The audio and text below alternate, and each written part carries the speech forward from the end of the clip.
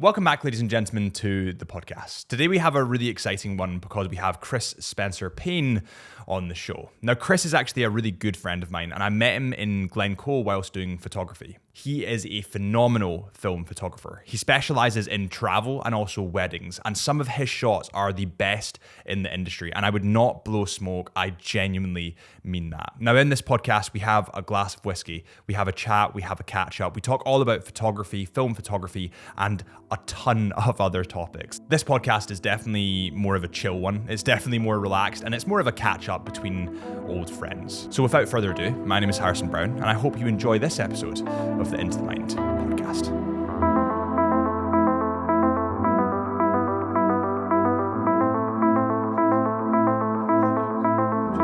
I don't actually know, but it's going to be over a weekend. But the problem is, like, you've done the Aurora? Have you seen it yet?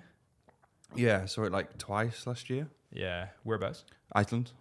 Yeah, in Feb.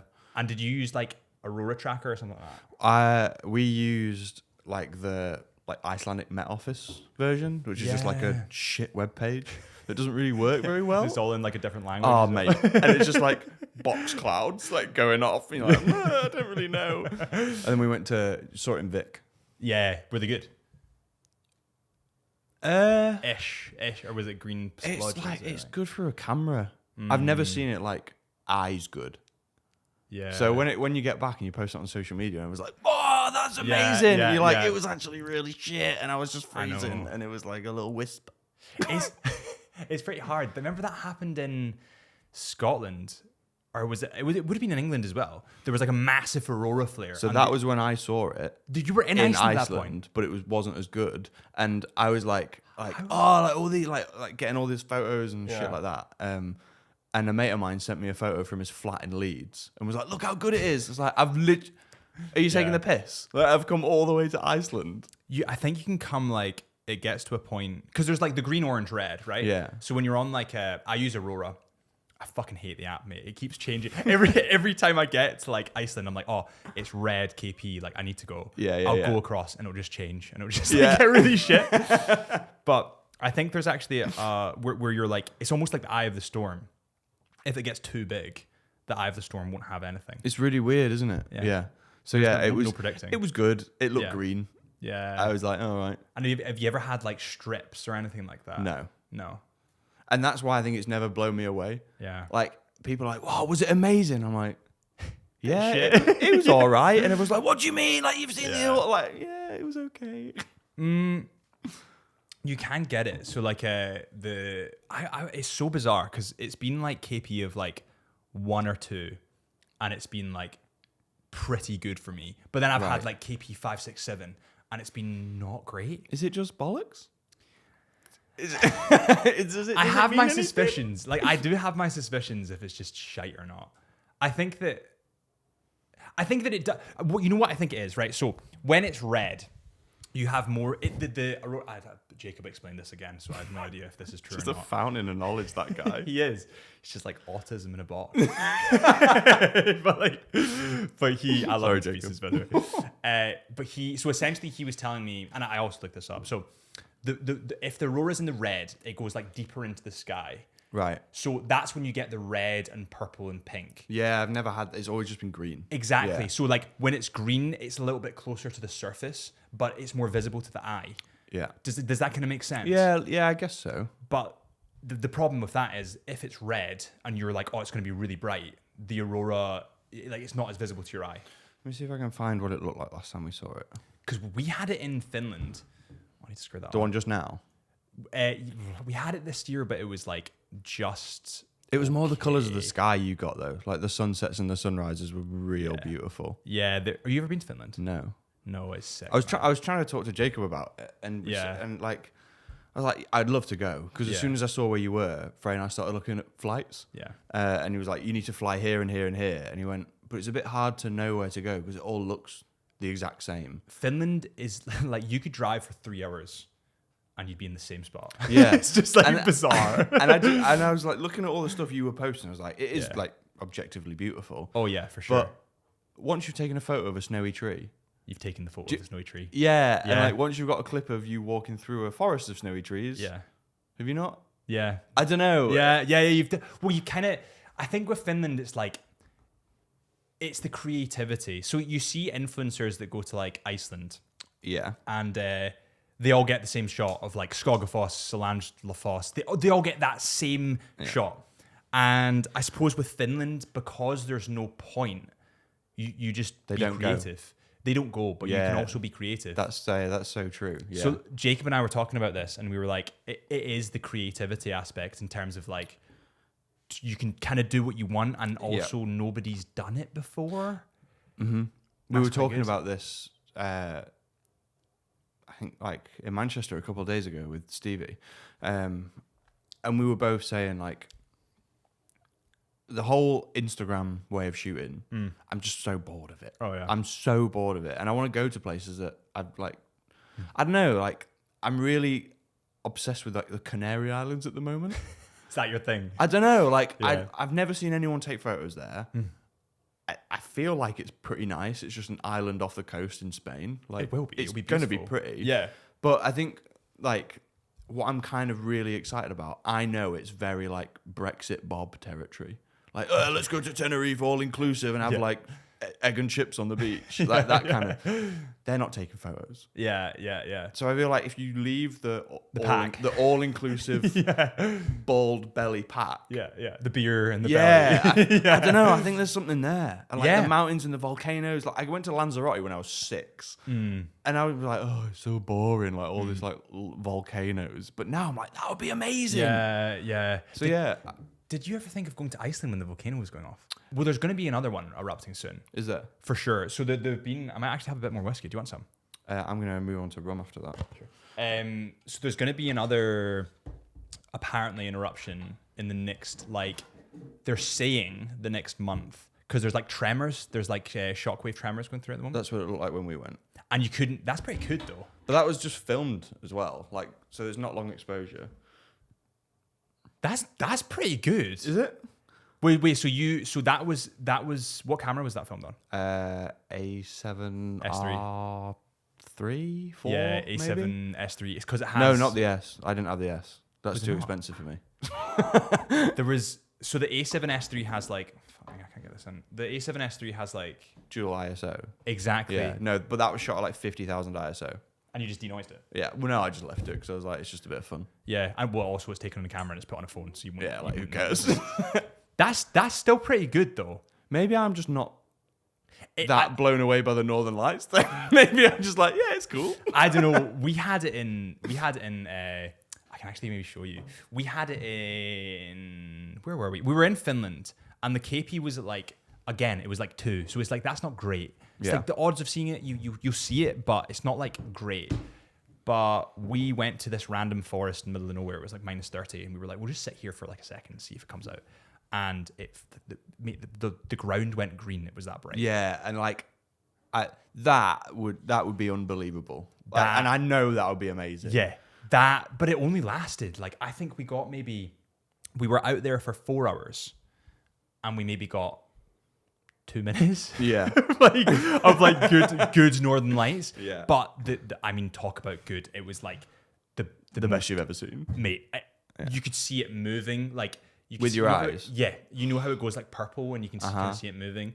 You could see all that. It was like snaking across the sky, and then it was right above us. So you got the classic shot that was like up the way. Yeah. Are you able to shoot film for Northern Lights?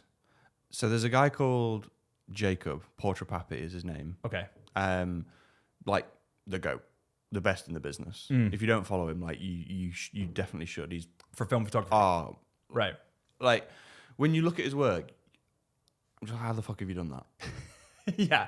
You like, get those kind of people. You're shooting on a camera that I like bought as my first camera, and you're like, what? What do you mean you've done that?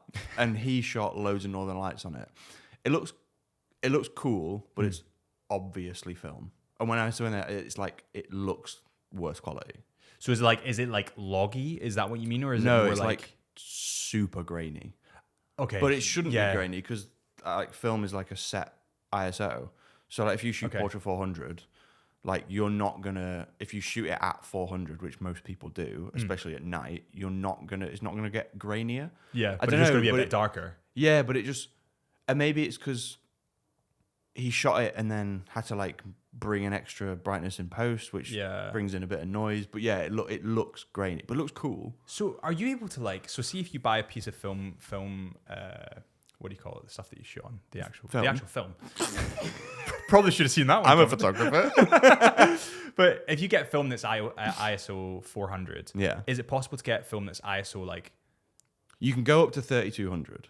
And is that noisy? Like, did you know? You know when you're shooting on a camera and you go to that level, it gets noisy as you go. It gets noisier, right? Yeah, but it's really weird. So, Portra 400 is like the most famous one that everyone wants to shoot. It's super expensive. Like, if you talk to people who are like, "Yeah, I'm into film. What do you shoot?" It's probably Portra because it's just the go-to. Skin tones, wow. Yeah, there's a creaminess that comes out of it. It's so good. Yeah, but you can go up to 3200 in black and white. I'm not sure if you can do it in color. There might be like some weird rogue third party who are just like producing daft film in a basement who do it. But it's by it's by a company called Ilford. Okay. And they only do black and white film. But why is that? Why can they alone go to 1300? Well, it's weird because they market it as 3200, but it's actually like 1000. And they market it at 3200 for people who do like gigs and like concert photography, and that's kind of like their niche. It's like the only time you'd ever really need that, because a lot of the time when you're shooting film, you need loads of light. Yeah. Because you can't just bang the ISO up and go, I'll just denoise that later. Yeah. But all the people who are shooting like 3200 ISO, they're all shooting at 1000, and they produce a film which is like 800 and maybe 1600. Off the top of my head, I don't know, but it's just a marketing thing. So you can't actually buy film at 3200. So it's just they say it's 3200, but actually it's 1000. And everyone knows it's just a lie, but no one does anything. But no one does anything. They're just like, oh yeah, fair enough. And even I go, 3200, that's pretty good. Yeah. And in my head, I'm like, no, that's bollocks. Like I know that's not true. So how are they doing that? Like, they just say that it's something that's not. Yeah. And they just get away. That's like me being like, I'm trying to think of just an outrageous lie. I can't think of one. But that's just bizarre. I'm probably going to like shot down in the comments like, well, actually, they do it because of this reason. Like, right, okay. Well, there might be something when you shoot on film, it comes out darker when you actually print it. Yeah. Is that true? It depends, doesn't it? Like, it depends how you shoot it. Like, I overexpose on my film, so if I print it, it comes out normal. Wait, say that again. So why do you overexpose to come out normal? So film is like the opposite of digital. Okay. So if you shoot at 200 ISO, you're overexposing your image. So if I get like Portra 400, if you set your digital camera at 400 ISO and you're like, I'm going to overexpose this, you would up it to 800 to let more light in. You double it. Yeah, but the way film, you halve it. To let more light in, you have to halve your settings. Because if you think about it, it's not artificial. Right. So ISO is not ISO. It's because ISO is artificial adding light. ISO used to be called like ASA. Right. So film used to be like, you buy like a 400 ASA film. Okay. And then I don't know why they changed it to ISO. I feel like it might be because digital happened. So they were just like, well, we'll just match that so people kind of know what it is. Yeah. Because if you went from digital and you were like, oh yeah, like ISO, aperture, shutter speed, and then you went into a film shop and you were like, the fuck is ASA? Yeah. Yeah. Do you know what I mean? Whereas if you see, it's ISO, so you kind of already know. It. I know what 400 ISO looks like. Yeah. You probably do as well. So you just go, well, that's the one I want. That's the one I want. Yes. Yeah. But like, if you think about it on like a more literal level, so when you add ISO, you turn your little wheel. Yeah. That's so patronizing. You turn your little wheel. Your little. That's so patronizing. you turn the wheel and it just like. Your little shitty camera. Yeah. You turn the wheel. And it just like brightens. Yeah. But I can't really tell you why it brightens. I don't know how. So that's artificial brightening. But like, how does that work? Do you know what I mean? Oh, it's a bit like crypto and nobody actually. Yeah, it just does. Yeah. And it gets a little bit grainier and you're like, cool. Yeah. But if you think about it on like a literal level of how to let more light into your camera, you have to like open it up for longer. Yeah. So if so you'd be increasing your shutter speed essentially. You decrease it. Or decrease, so because you'd be opening up for longer. But like changing your ISO is the equivalent of that. So if you've got, I've got an image here that is 1/500, 400 ISO, f8. Okay. How do you let more light in? If you had that exact same image and you were like, right, if I shoot that at 200 ISO on a digital camera and you dropped it down, but you had like aperture priority on and everything, your aperture would lower. Yeah, it'd work it. Because it would go, all right, you're not having as much artificial light, so we need to do something else to combat it. Yeah. Yeah. It's just that. Okay, but like, but you have to stick though. So you've got like, you buy your film and it's 400 ISO. And then if you're shooting something, let's say like sunrise, you would have to shoot it like what? Is that 2.8? Like, is that what the aperture it would go to? Or kind of. So this is 3.5. Okay. This is a medium format camera, so that's halved again. So it's 1.7. Okay, so describe the formats. I kind of know this, but for people that don't know, so you've got medium format. So you've got like 35mm. Yeah. And then you've got medium format. 35mm is either half frame or full frame. It's like crop sensor. Is it not? Like kind of the same thing apart from it doesn't have... Kind of. It's like, to me, it's... Because it's not really like... The camera doesn't mean anything. Okay. Like, it's all in the lens. Like, camera bodies nowadays are getting good. You could do more stuff. Yeah. But if you put, like, Leica glass from... Let's say you got an M6. You're like, spent $5,000 on this M6. And this piece of shit. Like, look at this. If you put that M6 piece of glass on, like... 1930 fucking Soviet Union shite camera, you're going to get the exact same image because there's no sensor. Ah, so you're fully dependent on the lens. Like your sensor is your film. So are all the bodies of the film cameras the same then? No. In terms of like cost, because they don't... No, because marketing exists. Because you want a good brand. Yeah, like, you know. But like how they work is exactly the same. Because you open up your like shutter curtain, and then the light hits the bit of film, the sensor. Yeah. But the film is the same because you buy it from a company and you stretch it out and plonk it in. And do you have like select films that you go for? Oh, always portrait. So you always for go me, portrait? It's always portrait. Right. Like, why? Is there like a better thing? I think I've been marketed to really successfully, honestly. Like, you know, if I bought Fuji, if I bought Kodak, Kodak is portrait. Right. If I bought, like, are there any others? Is it just Fuji? Fuji and Kodak like own most of it. Yeah, and then you can get like there's spin-offs. Companies make weird ones with like little alien prints and stuff. But I don't ever want to use that. But have you? I was wondering. But I think I've just been marketed to. So you really like successfully. I mean, it does like for skin tones. It is beautiful. What about landscapes? It just looks really like not milky, but like I know what you mean. There's like a softness kind of, to it. Yeah, there's like a creaminess to it. Yeah. Yeah, and it looks good. It takes a bit of editing to bring out the colors, but then you can combat that by buying different stocks. So Kodak have like portrait. Okay. And then they'll have like Ektar, and Ektar is like super saturated. So is that just stock in like a preset? It's basically a preset. Yeah. Like your edit is on the film already, which I find I don't know how it works. It blows my mind. So stock you'd put over your film and it'd bring out the So like, let's say you got a stock that made it more like saturated. Yeah. That would slot into your camera. Well, it's just like a roll of film. Oh, okay. So you'd buy the roll of film with that essentially the preset on it. Yeah, pretty much. Like, okay, to put it into like a digital age, it's basically a bit of paper with a preset on it. So bizarre. And when the light hits it, it'll go, this preset's going to make it more colourful, like it's the chemicals. Bring out the colour. Yeah. Whereas portrait is very skin tone orientated. Yeah. So if it makes you look natural, it's going to make landscapes look pretty natural. For sure. But then for my look for landscapes, I don't really want that. Okay. For people, I absolutely do. I don't want like orange skin and, do you know what I mean? Like chaos happening. Yeah. But for landscapes, I want to like bump the saturation a little bit and turn reds a little bit more saturated and stuff like that. Okay. But then it's just because I know my workflow down to a T with portrait, because I've shot it all my life, I'm just like, it's a sacrilege to like film photographers, like the nerds. Yeah. Oh God.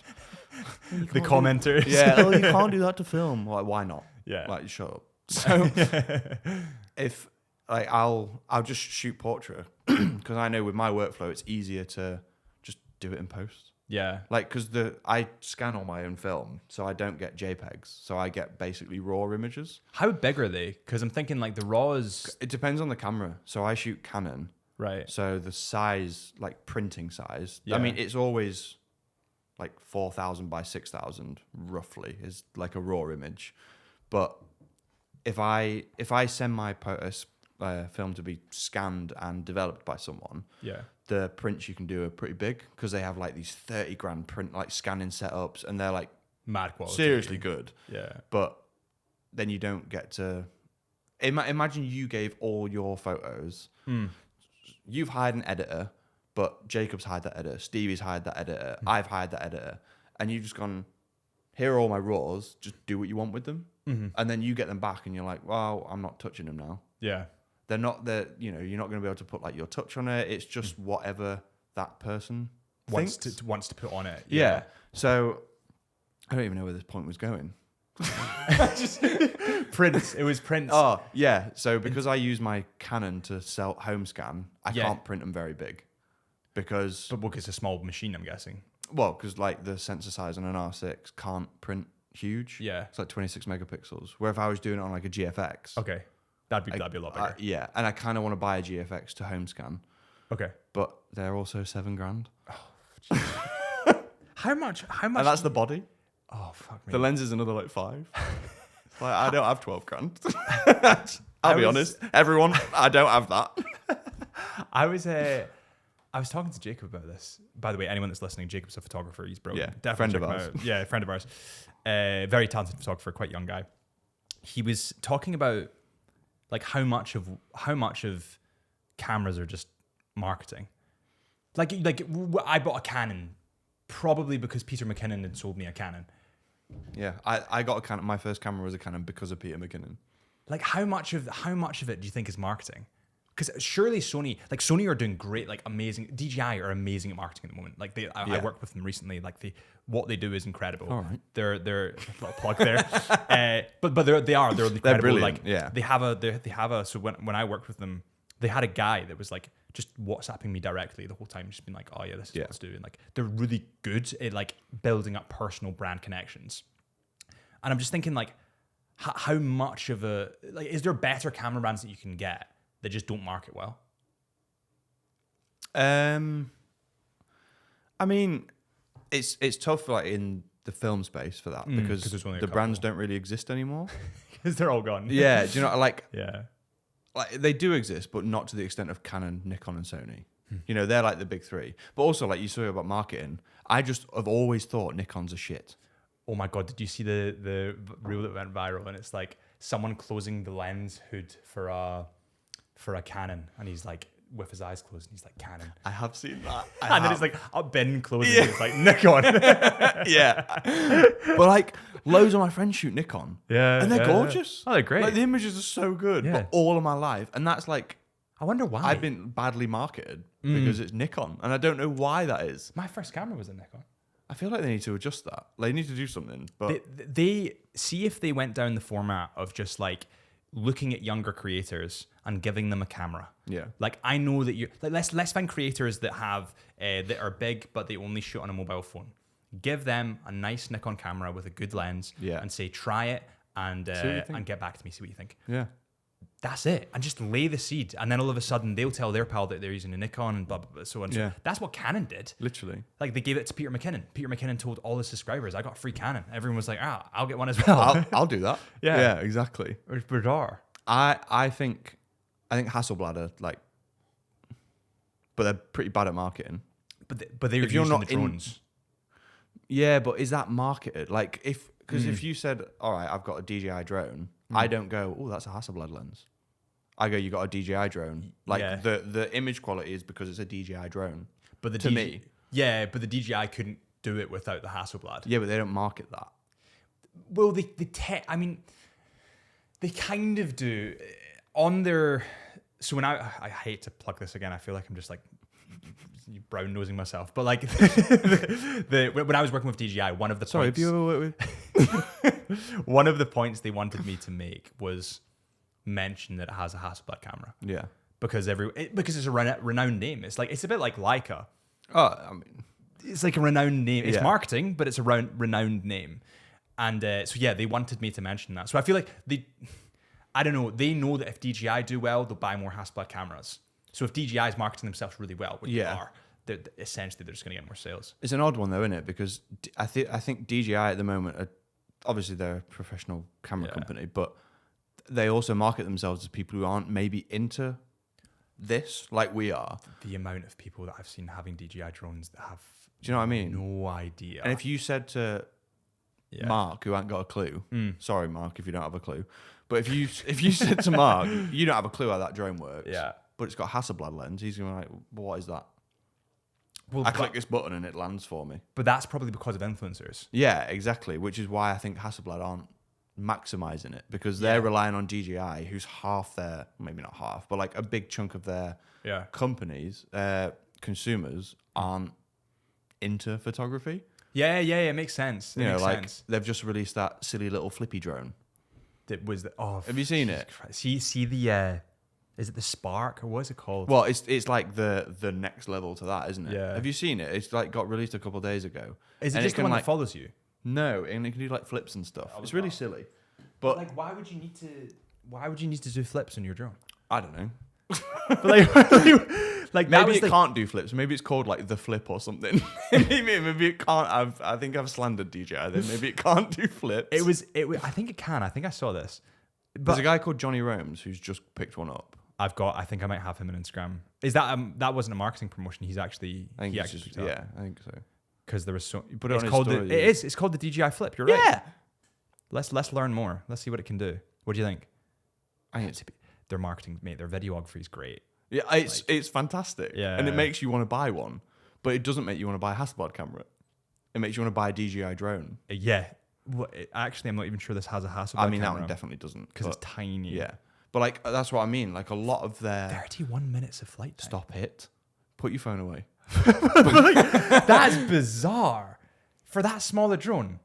Yeah. Holy shit! You get one of them. Have you got a drone yet? I've got a Mavic Mini 3. That's fine. Yeah. That's 4K. But That's all also, you need. I'm a film photographer now. I don't didn't use know a if you drone. guys know. I don't know if you knew, but I don't use drones anymore. Yeah. Not at all. No, I would like to get into them, but I actually found this in the Dolomites. So we did kind of like similar with you in Iceland. My Dolomites is your Iceland. I go back All the time. all the time. Yeah. Mate, the Dolomites is gorgeous. It's ridiculous. The rugged peaks. It's not. The It's not snow-capped Earth. mountains. It's Mordor. crazy. It's like Mordor. It's literally like Mordor. Literally It's is. so crazy. And we did it last year was the second time I'd done it like full film. And the first time we did it, I took all my digital cameras and I just ended up not using them because I was having such a good time. Yeah. And that's when I went, all right, sack them off. Yeah. And I took my drone on that trip and I got some nice clips and whatever. And the second time we did it film only, which was this year, I found myself getting like really pissed off at people using drones.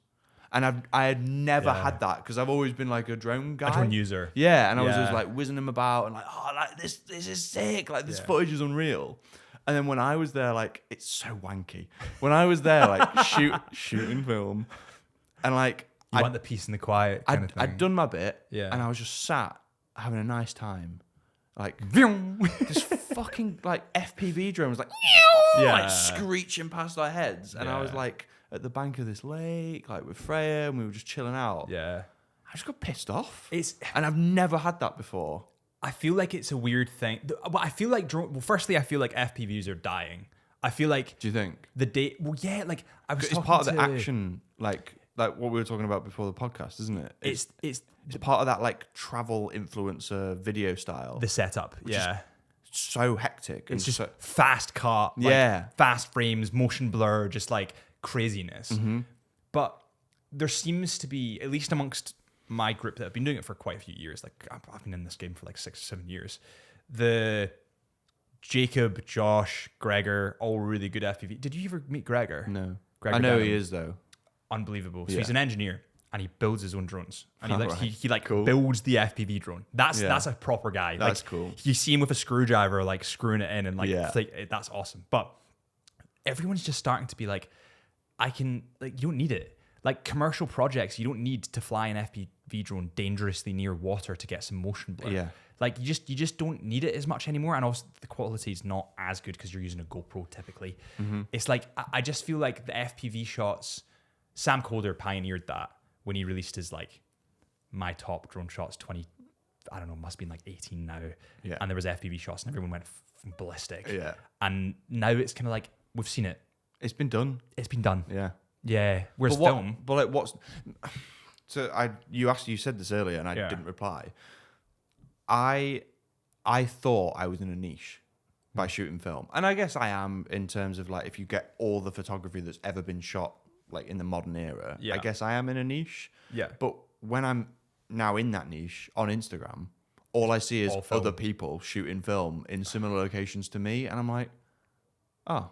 I didn't realize I was like one of a lot of people. Yeah. Yeah. I'm one of fewer people, but there's still a lot of people. Yeah. But I don't. Is there as many as the travel? I mean, when you say content, it's such a wide net. Like, but like, do you know what I mean? Like, no, because there's the skill entry to film is much higher than like you can't just pick up. You know, if I gave like my dad my Sony, was like go to that mountain, do that. Yeah. He's probably gonna get a Put it banger. on auto. He's probably gonna get something that's like decent. Yeah. And you can edit it and bring it out and do whatever. But you can't do that with film, and also it's expensive. Well, The entry level to buy a camera is cheaper, but like it's you know once you bought a Canon, you'd set. Do you think in a way because your niche, like you're now in that film niche where your feed is curated to film photography, do you look at that and like it demotivates you or it motivates It you? inspires me Do you think? big time. Right. Like, Okay. You'll have definitely found this. I hope you have. The travel community for digital photography is so gatekeepy and so like, well, I'm doing that, so you can't do that, and it's so like negative and Yeah. I don't. It's cliquey. It's mate, for sure it's cliquey. Whereas for sure film is not like that. they help each other out. Film is crazy. Right. Like everyone just wants to be your mate. And it's lovely. Yeah. Like every day I'll wake up to like 20 DMs from like random people who I've been chatting to, and it's like, how are you doing? Like, what are you shooting? Show us some photos.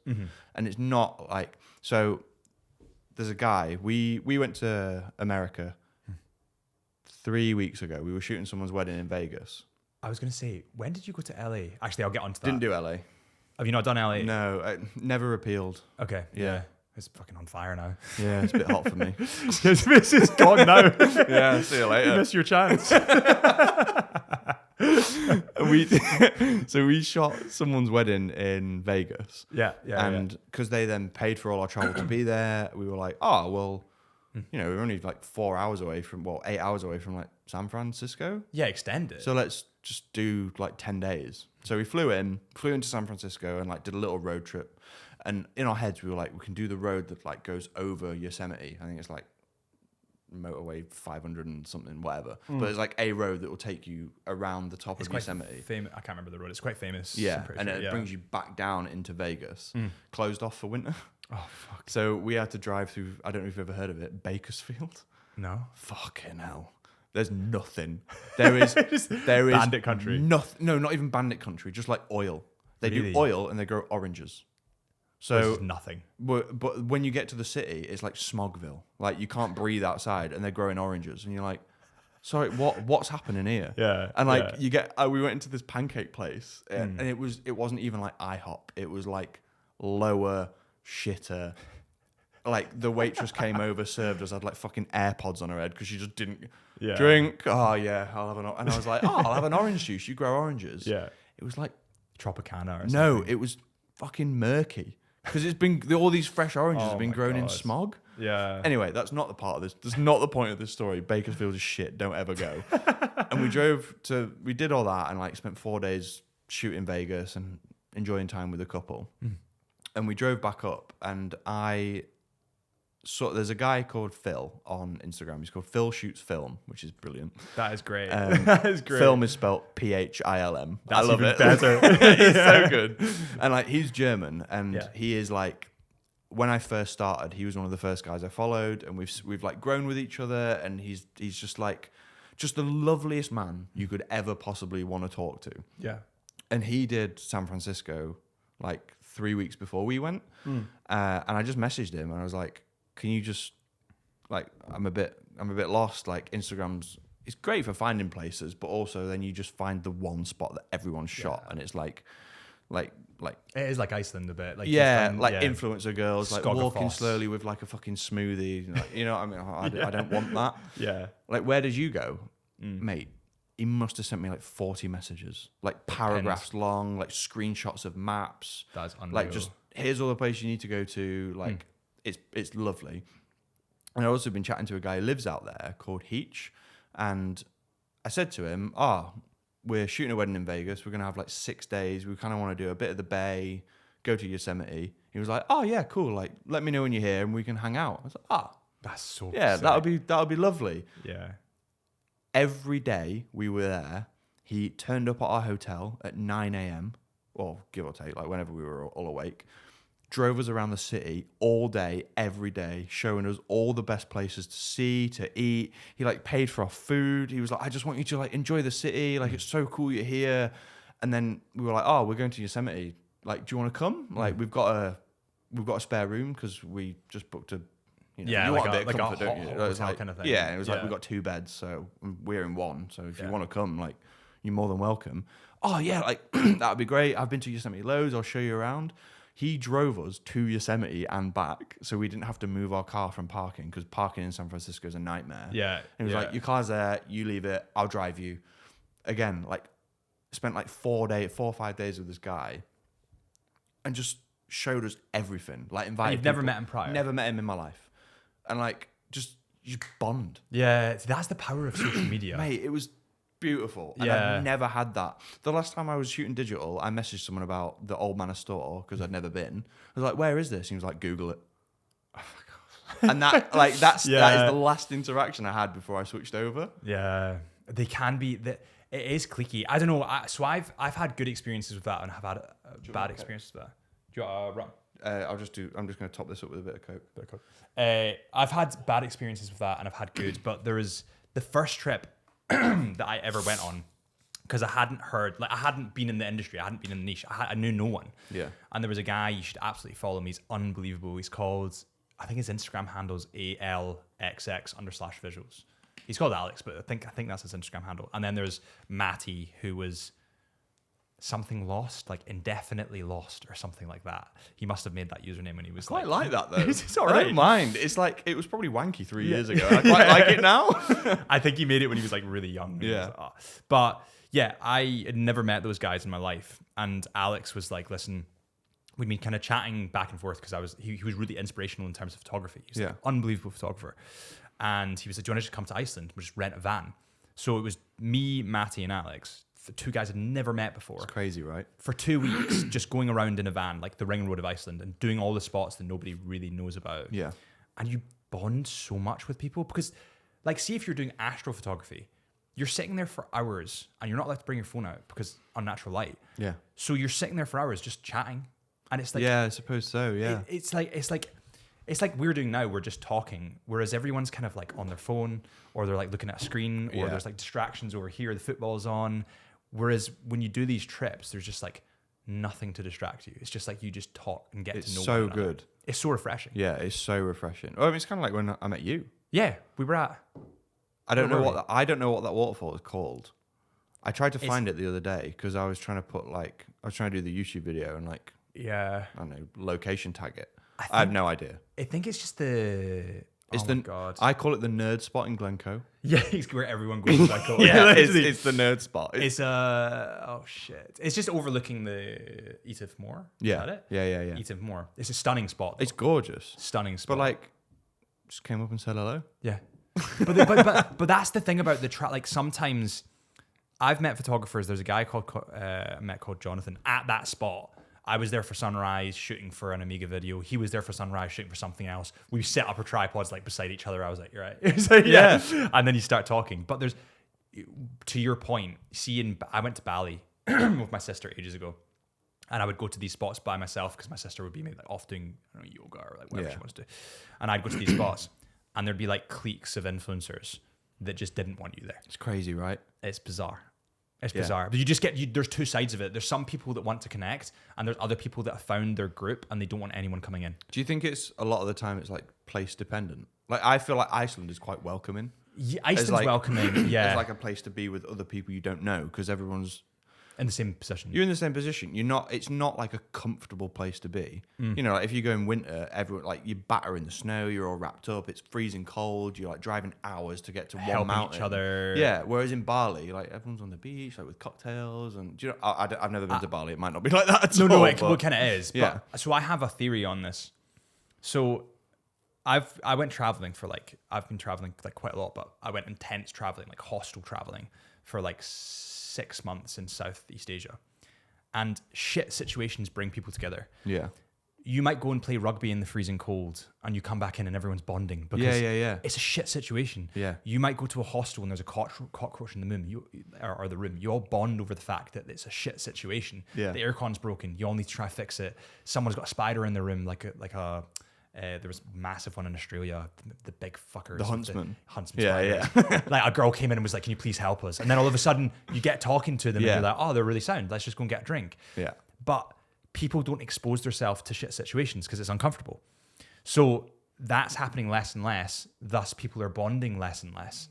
Yeah, and I feel like a lot of it, like the internet doesn't help that because TikTok, I know it's getting banned, but like it's pretty rife. Do you think it will be banned? Nah, someone's gonna buy it. I honestly think Donald Trump is waiting. It's in 2 days, isn't it? So yeah, the 19th of January or the 20th of January. I honestly think that Donald Trump is waiting for them to go, "I'll give you £1 billion to just let it be," and he's gonna go, "Yeah." Like, I honestly, I can't see them banning that. It won't happen. No, it won't happen. There's but like, no chance. People get like TikToked for like locations and places to stay. So like the kind of ones that you take a chance on where the shit situations do arise, no one's going to make a video on, "Look at my hostel stay where there's a fucking massive huntsman." Like no one's going to... Yeah, there's a snake in the room. Yeah, I'm not staying there. Do you know what I mean? But like 6-7 years ago when you and I were probably doing that kind of stuff, like that didn't exist. Instagram was very like, "I went on a hike today and here's my muddy fish shoes. Here's my fish and chips for lunch." Like that's what Instagram was. Yeah. Whereas like now it's polished. And that's what like I mean about TikTok. It's so you need to have like I don't know what the word is. Rawness to it? Is it? No, it's not rawness. It's like it has to have worth.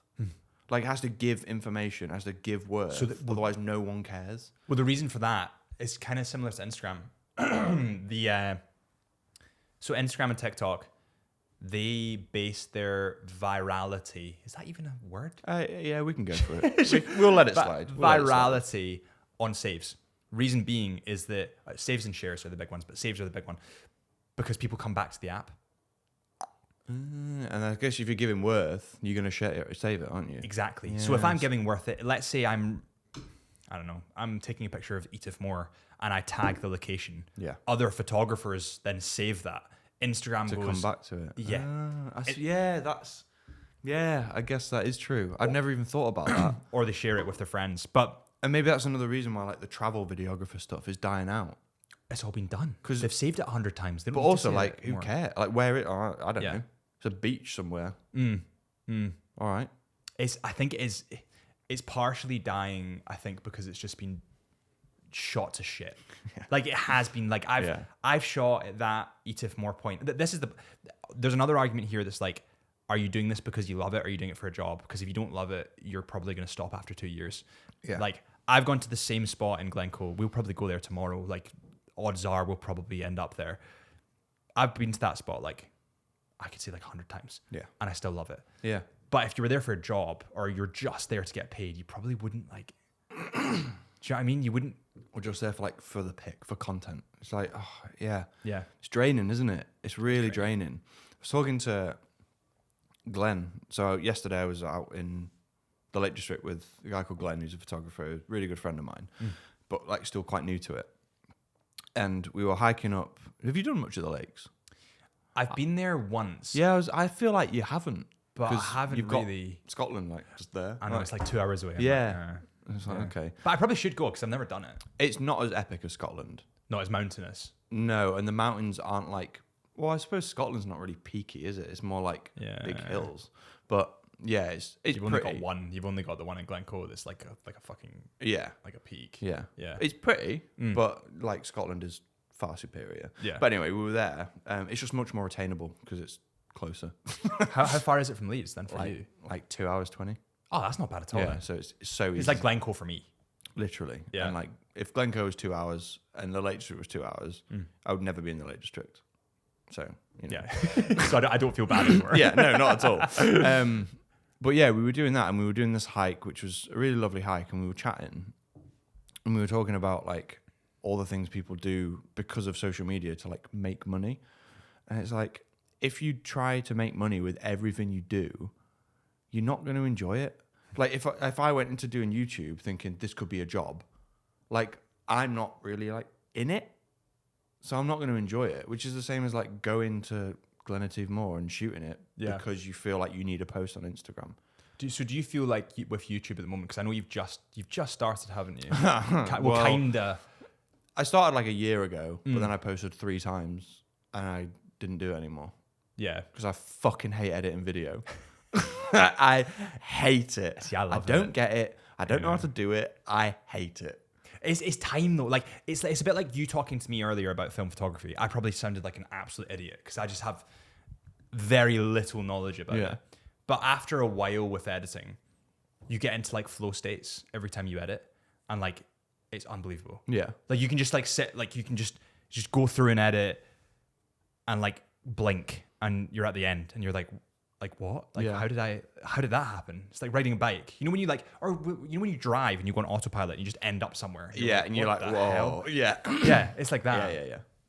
It is. Yeah, like I don't know. I think the thing that scares me is it's not scares me. It's like I don't know if you get like this, but I get really like stressed out when I shoot. Not sometimes it's quite visible, but like I don't know, let's say golden hour's happening and we've got 20 minutes and I know that like if I was doing like filming, let's say tomorrow morning we go to Glencoe and the weather looked crap, but let's say we get the most beautiful sunrise ever. The sun peeks out and we've got like 5 minutes to capture this like glorious thing. And like we've spoken about, tomorrow I want to make a little YouTube video and like try some stuff out. I know that if that happens, I'm going to be so stressed out because I'm like, I've got to set up a tripod. I've got to like put my camera on it. I've got to like set the frame. I've got to like sort my film camera. I've got to shoot that. Like what if I meter it wrong and then I don't have any shots and then the video's worthless? And every single time we go somewhere epic, that happens. But do you think because you get stressed about it? I get the same, by the way. But I'm glad to hear that. No. I think a lot of photographers, like I've been around. I mean, we keep mentioning Jacob here. He's an awesome guy, but it's because I've traveled so much with him. Yeah. It'll be, I don't know, golden hour in. You always got like your one homie. Yeah. Like Jacob, Gregor, probably Josh are like the guys that like, it will always be one of them that's going on these trips. But let's say we go to like a sunrise, or let's say the Northern Lights. Great example. We were talking about that at the start. They come out and we know we've got 2 minutes to not fuck it up. And we get so stressed. Like I'll be like, Jacob, bend over, you're in the way. And he's like, no, I can't. Like, passive aggressive. I'm like, fucking move. Yeah.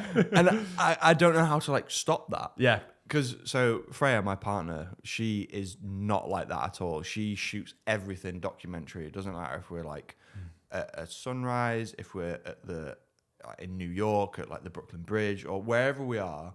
She's just like, there's some people walking past. Bloop. Yeah. That's really bloop. And there's no stress. And she'll like record some nice iPhone videos of like me like fucking flapping away. Freaking out. Yeah. And then at the end of it, she's always like, you got really stressed then. And I was like, yep, I did. Yeah. And like it happened when we were at the top of, but I get like flustered as well. You don't know what to prioritize. Is it kind of like that? Yeah, but it's also like I forget how to do the most simple things. I've had that before. Like, how do I focus? Yeah. So like we were at the top of. Is it Acrylis? Is it in Glencoe? No, it's in New York, and it's one of the viewpoints. Empire State? No, it's like that new one, which is like a glass triangle that like looks out. The Verge. I don't know. Yeah, So it's some viewpoint in New York. Something with like a name that doesn't relate to what it is at all, to like make it sound good for marketing.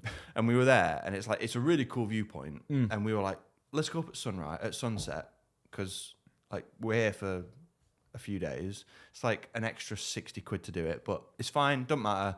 Let's just go get some nice light at the top. And whew, like it was the sunset we got was miraculous. Like the light on the buildings was unreal.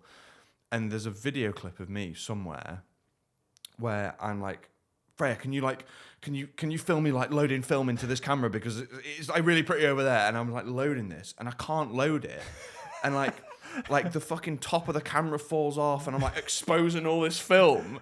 She's like, what the fuck are you doing? Yeah. I'm like, I don't know. And all it is there's a bit of light. Yeah, I know. But like, why? That's a feeling that no one bar photographers will ever understand, is how excited or stressed you can get over a slither of golden light. Like it's just it happens every morning and every afternoon, but you just freak out. Yeah. But so there's the way around that I found, because I get exactly the same thing, and partially I think what it is because let's say I'm filming a project alone, and a lot of the time it is alone. Let's say I'm filming what freaks me out is doing it alone. That's where, like, so for example, Jacob, I know that we've mentioned him. Josh is another friend. He's great videographer. Or Gregor, FPV pilot, videographer, amazing. Or any of the others. That is where having a team makes all the difference. So much, right? All the difference. Because Josh will be like, right, I'll shoot a time lapse of the Northern Lights. Harrison, you shoot photos. And Jacob, you shoot video on your A7S where you can crank the exposure up. Yeah. All of a sudden, it's like, whew. Yeah, because you know it's covered. Yeah, you know it's covered. And like you're all going to share the footage. Like, and I think that's another thing. Like, no one, it's maturity as well. That like. Yeah, sometimes younger people are like, I'm not sharing my footage, and you're like, I took that photo, like, oh mate. Yeah, it's content. I'm stood a centimetre away from you. Yeah. Do you know what? Fuck it. I'll just turn my camera off and I'll take the same photo. Do you know what I mean? And it's like, just help each other out. Just give it up. Yeah. And that's what's like really useful having Frey there. So when we do like, I think we've really nailed like aesthetic iPhone videos of like each other like walking through places and like doing like really the it's shots. like slow travel, I guess, as opposed to like the fast influencer stuff. It's more like we've got a coffee and we're like walking down like somewhere in Manhattan doing whatever. I think we've nailed that, and like I'm getting way better at that side of it. But as soon as Golden Light happens, it's like all hell breaks loose. I'm a nightmare. It's perfection paralysis, or like you get overwhelmed when you have lots of things to do. I think where I've settled a lot in that situation is picking one thing. If I'm on my own. Yeah. If I'm with people, then I've got a team. And normally when I'm doing a team, I'm doing a project. But if you go to a spot like Glencoe, I'll be like, right, this is the photo I want. Yeah. Or I'm going for video. But see, when you have like 6 different things, I need an iPhone clip, I need a video, I need cinematics, I need a photo, I need a long exposure. It's too much, It's man. so much. For one person. You can't do it. No. You just can't do it. No. And that's why I think because I'd like to start doing video more, definitely. But that's why I'm more drawn to like the still frames where I am the movement and the camera just sits on a tripod in a lovely frame, and then I move into it and shoot. Because you're going to get the golden light, I'm going to be in it, but I don't need to worry about anything else, and I can just focus on doing what I actually want to do. And that'll also, through YouTube, that'll also relax you when you're presenting.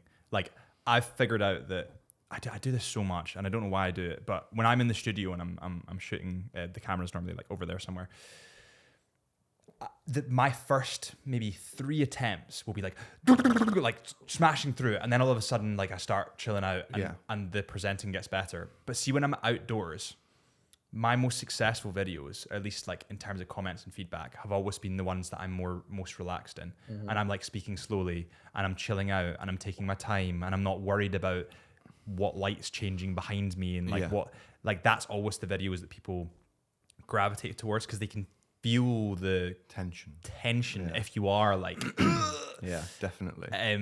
Do you find that in your YouTube videos? Like when you're filming, do you think that when it's chaotic, your presenting starts to like? So I tend not to present outside. Have you not started that yet? I've done one where I got a Contax G1, which is like a really good film camera, and it's like kind of not an end game camera, but it's gonna take me like a long way. Yeah. And I wanted to like record my first ever roll on it because I didn't really know it was going to be good. I didn't even know it worked. Yeah. Like you need to do a test roll. I was like, oh, I'll go to the beach. I'll do a test roll. So you could buy a camera and it just doesn't work. Oh yeah. Does that happen a lot? Yeah, and so you can buy them from stores, and they'll run test rolls through them to Just sell in them. case. But if you buy it off eBay, like, who knows? Fuck, that's so scary. Yeah, and like, I'm not going to, because that'll be a tangent. Hold on. Okay. So, yeah, I wanted to like run a test roll through. So I just recorded like, it was me walking along a beach with my iPhone, and I was like, oh, the light's really pretty, because I knew that there's a good chance that these photos won't work. So what's the point of getting stressed about the light? They did come out and they were really pretty, and that was kind of relaxing. But a lot of my videos, because I don't ever think about YouTube, ever. I record like, so when we go away, so like the Scotland video I've just edited, I do both horizontal and vertical clips. Okay, so you're shooting for socials and also YouTube, right? Yeah, well, kind of. I shoot mainly for socials for like BTS of like, come to the Dolomites with me, and then like bang, bang, bang, there's some photos, whatever. But if I've got like you running through like a bit of wheat in the Dolomites, I'll just be like, I'll just do that again, and I'll record it Oh yeah, horizontal for the YouTube video as well. Just in case I'm like, oh, I might want to do a YouTube video, and then it's like a retrospective. Yeah. So I'll be sat in a situation like this where there is no stress because I've got a light on me. I'm not worrying about any light, and then I can talk about the trip. Yeah. That makes sense. So the video I'm releasing is like me sat in my office a year later, reminiscing on what actually Scotland happened trip. in the trip. And that is relaxing because You've got time. Well, nothing's going to change. Like the cameras are running. The light is on. It's not like you're going to run out of fucking electricity. Exactly. But I do have this really weird thing that I really struggle to record a YouTube video if Freya's in the house.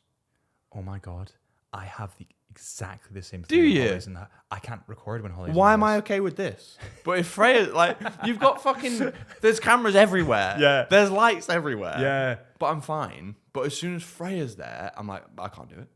Do you think it's because you haven't done it? But like I had this issue with, it was actually until Finland. So in Finland, I was filming more of a passion project. It was on an Amiga watch. I don't want to say too much because I think it's not released yet because that TerraMaster is still happening. But anyway, Okay.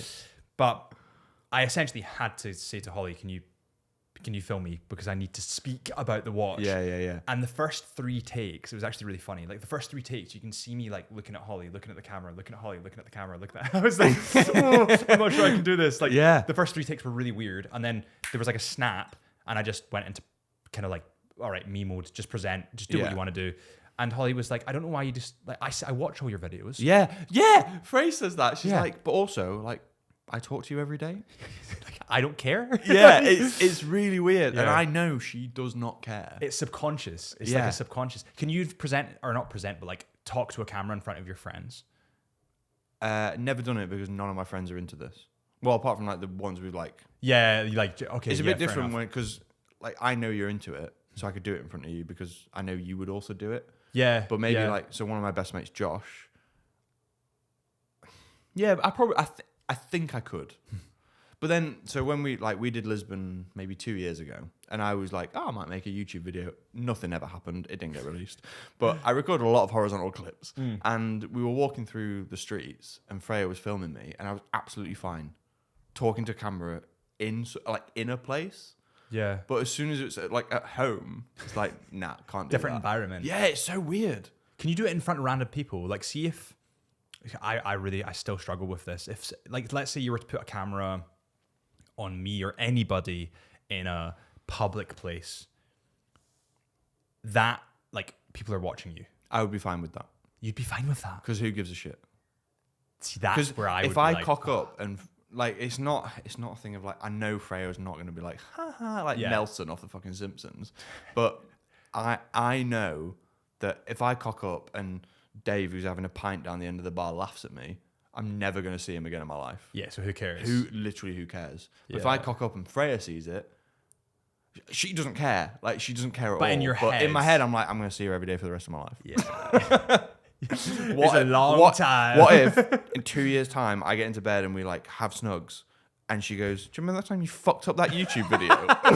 There was that take. That was 2 years ago. Yeah, but I'm not getting into bed with Dave from the pub 2 years later, Yeah. so it doesn't matter. Yeah. It is so weird. I don't know. Have you felt like? I think YouTube. I'd love to hear your thoughts on this. I think YouTube is going to be the last channel where subscribers on YouTube actually matter. Yeah, I mean, I don't think they matter now, like on Instagram and stuff. Instagram is Like, it means nothing. It means nothing. You Yeah. could have like I've got 100,000 followers. I could post something and get, but like Every time you pick yourself up, I'm just going. Ooh.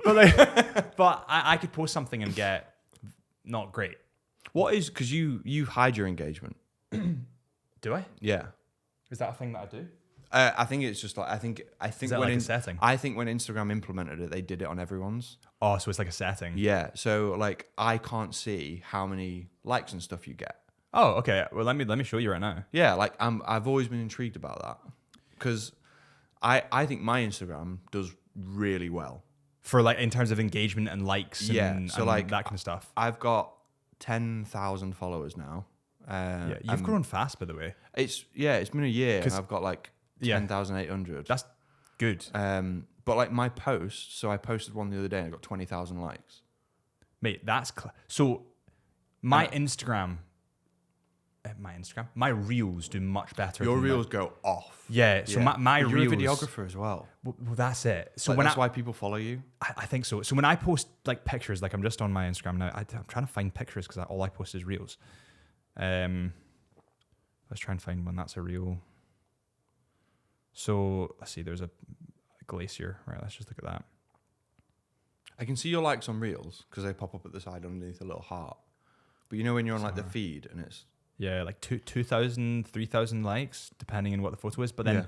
for reels, it's like sometimes you get like 80,000. yeah, it's 80,000, crazy. 100,000. But that's what I mean though. Like subscribers on YouTube, at least for me, and well, actually, it won't just be me. Like everybody that has a YouTube channel, if you post a YouTube video, your subscribers are like a lot more likely to see that than if you posted an Instagram post. Yeah. Oh, definitely. Yeah. Like I think that it's a lot more valuable to to market through as well. Like that's why Peter McKinnon would charge so much, because his YouTube channel is like they have an attachment to him and he's grown that over like I don't know, 7 years of doing YouTube. Whereas an Instagram follower, they can follow you because you have a viral reel and then just be like, right. I think it's really hard to like form a community on Instagram because it's so fleeting. And like said this. TikTok especially. So I think on TikTok, like I said, like this is small numbers to you, but I think I've got like 36,000 followers on TikTok. That's good. Which I'm pretty good like with that, but like it means fuck all. Like Freya will be like, and it is a lot of people. Like if you put like let's In put a all, room. like Yeah. if you put 36,000 people into a stadium, you know, you're filling like a championship football team. Like that's crazy to me. But I'll post a video on TikTok and get like 700 views because it means nothing. Yeah. And like no one follows me because it's me. It's because something's popped up on a page and they've gone, oh yeah, and they just click That's a little cool. button. Yeah. Yeah. Or And they then- do it by accident. Yeah. It's just above the heart. Yeah, as well. yeah. That's And why they do that. Yeah. And then like they never see another video of mine ever again because they follow like 17,000 people. And it's the same on Instagram. Like I don't feel like a lot of people, bar like, you know, on your Instagram, you've probably got a core of like 200-300 people who always like, always comment. You kind of chat that's to the it. group. Yeah, like that's like your core people. And it's the same on mine. But I think like anything outside of like that 200-300, it can just be anybody. It could be anyone. And like, is like Maisie from America ever going to watch another one of my, like see another one of my photos? Probably not. But thanks for stopping by. Whereas like, because I don't show my face, like you show your face quite a lot, which is great, but I don't really show my face. Like occasionally I'll be in like photos and in reels and like I'll do a little bit of talking to camera, but it's not like, hi everyone, like blah, blah, blah, blah, blah. So they don't form a connection with me. Whereas on YouTube, Exactly. you've got like 10 minutes of me talking. So if you don't like me, you're not sticking around. And you're not subscribing. Yeah. So then only the pot of subscribers that do subscribe actually are there for you. They care. Yeah, they care. Who was it? How many subs do you have on YouTube? 75,000. Is that enough?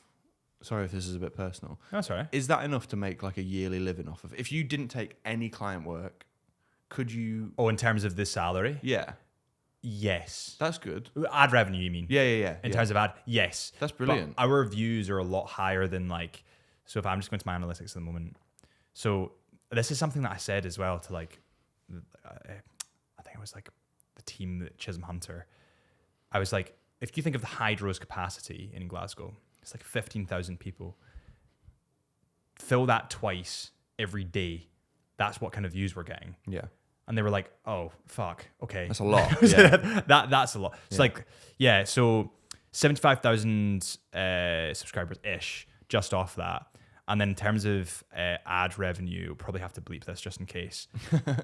But it's last month. That's really good. But that's good. But that's not the end goal. And all that money, or most of that money, gets reinvested. Like there's just been a new studio. Doing projects and stuff. Yeah, there's just been a new studio. There's been a new camera bot. Yeah. There's been, we'll go and film projects out with, and we're still growing it. Yeah. But yeah, I think the kind of audience you create on YouTube are very much in tune with you instead of a photo that you might have shared 2 years ago. Yeah. Or do you find the comments you get on YouTube are so much more like engaging and supportive as well? Yeah. Or they're either 99% of them are lovely and really engaging, and there's another 1% that are just horrible. Really? But I've not had a hate comment on YouTube yet. No, mate, I've had loads on TikTok. They are hot because YouTubers like, or at least YouTube comments, they have 10 minutes of you, and they know they know riled you. up. They're like, oh my god, they're angry. Yeah. But I feel like on YouTube you take it more. I could get. I don't want to. Like, there's so many lovely people that are like, I love the way you did this video, or I love the way you did that in this video. Can you do more of this? Can you do more of that? Which is amazing, because I'll amend the videos based on that. That's what you'll start doing as well. And that's what people that are on YouTube should do, because that's essentially your audience. That's what they want to see. Of course. But then you get one or two comments that you'll always gravitate towards. You do, it's yeah. like, oh, look at your fucking hairline, or look at your nose, or look at your... And I'm like, oh, I know I'm going bald, right? Just it's fine. Yeah. It's happening to us all. Yeah. But it does, like, they're all... But the weird thing about that is they always come back and leave comment more on the hate. next video. Yes. And I'm like, well, thanks for the Still engagement. going bald, I see. Yes. Oh, a year ago you had more hair. Like, yeah, I know. Like, yeah. But I wouldn't focus on that. Like, if you're getting into YouTube and it's something you want to do, like, consistency, and it will take 3 years for you to get results. Like, it's been 3 years pretty much for us posting. And now the results are starting to come in. It will take 3 years of consistent uploads. But through that upload schedule, you'll become great at editing, great at filming, great at multitasking. Yeah. You'll become great in social media. There's so many different avenues, Photoshop, thumbnails, like, that just get so much better when you learn everything. Yeah. So it's definitely, like, honestly, I encourage anyone to go for YouTube instead of, everyone's like, oh, I want Instagram fame because I've seen this really hot influencer that looks, great. And I'm like, nobody's going to care in 2 weeks. Yeah. Like, I've had viral reels that have had a lot of views, and in a week's time, most of them unfollow you. Yeah. Like, I'm constantly in a follower deficit right now, unless I get a viral reel, in Really? which case I'll go up. Yeah. But like, that's the way it works. Peter McKinnon's is exactly the same. Like, normally people with bigger channels are in, Peter McKinnon, for example, are in follower deficits, and then they have one big, which blows them spikes up it, a bit. Yeah. comes back down, spikes it, Yeah. comes back down. It's just the way it is. It's crazy, isn't it? It's weird. But yeah, I've not had a hate comment yet on YouTube, but Just wait. Mate, I'll be on there. What a dick. I'll be your first. I get so many on TikTok. So many. But like, I love it. I love it so much. It's engagement. It's all to see. So as soon as someone leaves a hate comment, I'll like pin it to the top. And then like everyone else who sees it is like, that's a bit ridiculous. They start commenting, like, helping me out. And I'm like, oh yeah, great. Yeah. I did a real, like, probably 2 years ago now this happened. But I got like a fluctuation of hundreds of hate comments on this one video, and it got like 4 million views, and it was just anything you can think of. Yeah. I'm just gonna attack you. And like, I made a little compilation of it, and it was like me walking through the sea, and all these hate comments were popping up above me, and that did really well. I was just like, who cares? Have fun with it. Yeah. Like people think that social media is such like a delicate thing. Like there'll be people. Who was I talking to? I was talking to someone on the podcast. He's a rugby guy. He's one of the rugby players, and he was saying, if they fuck up during a game, there's like hundreds of there's millions of people watching that. Yeah. And he said, obviously, people are going to get like upset and they're going to comment.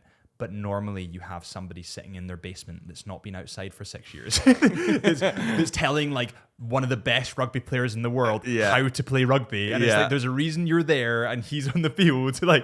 So I wouldn't worry about it. Like, it's just part of the game. You just need to have a relatively thick skin to it and just not take part. They'll never say it in person.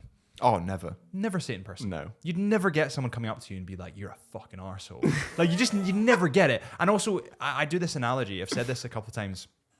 You walk into a pub, you're guaranteed to not like at least one person in that pub. Yeah. Just from looking at them. Yeah. You're going to be like, I don't really like him. He's a bit of a dick.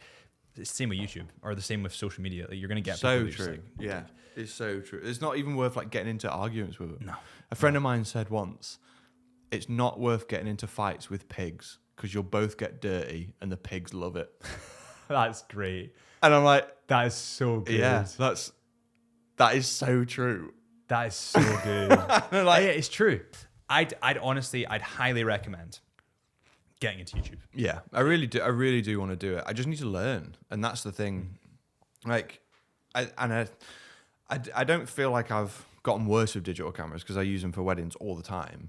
But I definitely like lost, because I used to do a bit of video here and there. Like, I've done some video work for like football clubs and stuff like that. But I don't know. I just lost it. Yeah. And I think I lost interest, and I lost interest because I was like, it's too much to think about. Does it stress you out? Do you think that's more what it is? Like, if you're in a situation where we're at Glencoe tomorrow and we're doing photos and you need to consider videos as well, does that stress you out? I don't think it will, because I know I'm with you and I know you'll go, like, it's fine. Like, we're not in a rush. Like, if we need to spend an extra 15 minutes at King's house, because you're waiting for a deer shot, fine. Like, it doesn't matter. Who cares? But I think the thing is, like, I don't know. I don't think I can put a pin on it. I think is it overwhelming, like the learning of it? It's not like, because I know basic like shooting in S-Log or C-Log. I get that. I know how to apply like the LUTs to convert it to like Rec 709 and so I know like about it. I think the times I've done like video projects have not been on my terms at all. Is that why you don't like it? Yeah, and like the edit stressed me out because it's like, well, can you check? Like, you edit, you'll definitely have this. You've edited like this amazing fucking thing. Music. Can you just change the music for me? No, because that changes the whole fucking project. I had a this is why I don't do weddings anymore. No, like legitimately so the first wedding I ever did, I had them coming back. They loved the images. It was great. Mm-hmm. Loved the video. But they wanted, firstly, the music changed. And secondly, they said, did you get a photo of, Granny Blah? And I was like... Not a name on a birth certificate. Granny Blah. Granny Blah. But I was like, you didn't tell me to, like, get a pic. Like, do you know what I mean? Like, I don't know if I don't even know what she looks like. Is she old? I'm guessing she's old. Like, that's all I've got to work with here. Yeah. It just... weddings stress me out because of the contracts. But I'm guessing that's your bread and butter in terms of, like... I'm like professionally unprofessional. So like, I have a contract. It's not legally binding whatsoever. Like, if someone took me to court, I've lost. Okay. Do you know what I mean? Like, I wrote it. It was like, blah, blah, blah, that ChatGPT. right. Yeah, literally. No, it was before that. So I was just like, yeah. If I fall in a river, you can have a full refund. Like, it's that kind of shit. And it's like, well, obviously I would do that anyway, but it's more just like common sense. And I've definitely found as you charge more, the clients get way less demanding. That's like, so bizarre, isn't like, it? so much less more. Like, it's almost weird. Like, if you book a £500 wedding, and I know to like a few people who might be watching this, like, £500 for a fucking wedding photographer, that's loads. It's not. It was tax, equipment. Well, it's not film. even that. It's for me, like I don't mind how much I spend on equipment. Like that is just The job. you know, if you want good images, you're gonna have to spend 5-6 grand on a setup. Like that is fine. But you know, you could also, like, I would still shoot some weddings on like a Canon 5D Mark IV from 12 years ago because I like the way the images render. I couldn't do that with a £500 gig because they'd be like, why are these images not as sharp as the other images? Whereas I think the people who book you, so for context, I'm 3 grand for a day, and if you're putting 3,000, like I know it's a lot of money. If you're putting 3 grand aside for your photos, you clearly give a shit. Yeah. You're not like You expect them to be good. Yeah, you expect them to be good, but also like you trust the person you're booking because you know that like, you know, like if I wanted a video project from you and you're like, it's going to be 5 grand because we need to go here and do this and do this, I'd just be like, yeah, I trust you. If you charge me £1 grand, I don't know, I'd be like, why? Why is it cheap? Like, Yeah. why is that? What are you skimping? And I think like a lot of people think that. But I think a lot of people as well, the people who like a lower budget, which is absolutely fine, like where you are and what you want to spend, it's like a checklist. What do we need? We need a cake, a dress, venue. Oh, we need photos. Oh, Facebook advert, 500 quid. Yeah, he'll do. Whatever. But like the people who are spending 3 grand are like actually doing research and like they're talking to like loads of people who are like really good and they want to get like a vibe for you and they want to talk to you, which is great. And on the day, you don't get any instructions. You're just turn up, do whatever you want. Oh, couple portraits are happening. Do you mind if I shoot some of this on like Polaroid? Nah. Brilliant. And you get like a crap scan through, but they're like, that's lovely. Yeah. And this is like another thing. I think a lot of people prioritize, like I get a lot of messages from people who are a bit lower budget, maybe like can't afford me. That sounds so wanky as well. But well, you need to set your price. And yeah, I think you've been doing it for a while. You do. need to like work your way up. And like the people who maybe like, I'm just out of budget, a lot of them are like, I like how sharp your images are. I'm like, that doesn't mean anything. What does it mean? What are you talking about? Because you sent me a film image and it's not sharp. It's blurry as shit, but it's better than your iPhone. Yeah. So that's what you mean. Great. Well, I can do that. But like the people who are like up here, they just don't care. Because they know they're going to get nice images in whatever format you do. But also, you don't, like, if it's a picture of you and your mum and it's in, like, the worst lighting possible because it's just after the ceremony, you're in the corridor, she comes running over, she's like, oh, like, congratulations. And I'm like, fucking hell, I'm stretching over some bloke. Get it. And I get it. It's wonky as shit. It's crap light. You don't care because it's a photo of you hugging your mum. Yeah. And in like 20 years, if she passes away and like that photo means so much more. It'll live forever. Yeah, you know, you're always going to get like the couple portraits which are really aesthetic and like nicely set up and stuff. But the images that actually people care about, they don't care about the quality because it's the emotion behind it. It's the emotion behind it. It's like the emotional attachment. You get this in watches as well. Like there's people that have vintage, you know, Amigas or whatever it might be, and they're like not working watches. They're like they're dead, right? Yeah. They're dead watches, but they're the grandpa's watch. And the grandpa might have passed away, you know, a couple of years ago, and they mean so much to people. It's the same kind of thing. It's just emotional. Like my dad's got a Rolex, which I don't know, some guy who died gave it him in his will.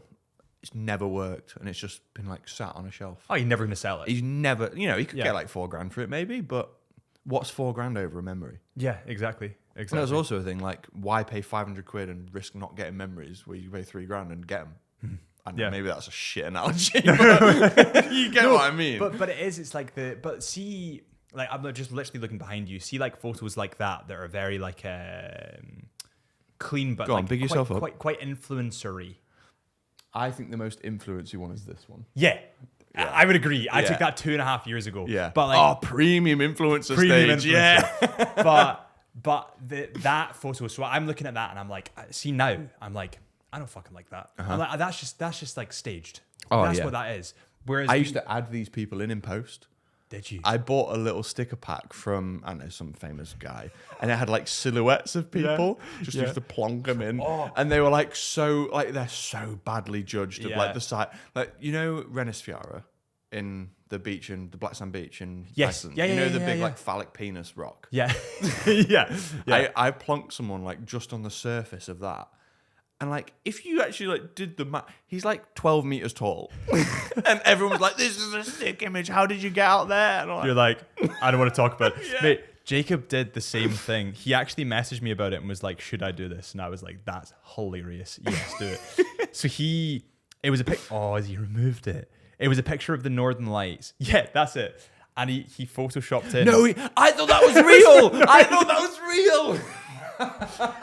So he photoshopped in, but it's so scaled. that. The scale of it is perfect. Yeah, but he's good, isn't he? I wasn't good like Yeah. 4 years ago. So like nobody knew. But I showed that to Freya, and I was like, "Fucking look at what this guy's got. you How's he can't- done that?" It's a long exposure. How would you do you know what I mean? You I can't, didn't think about that. All right.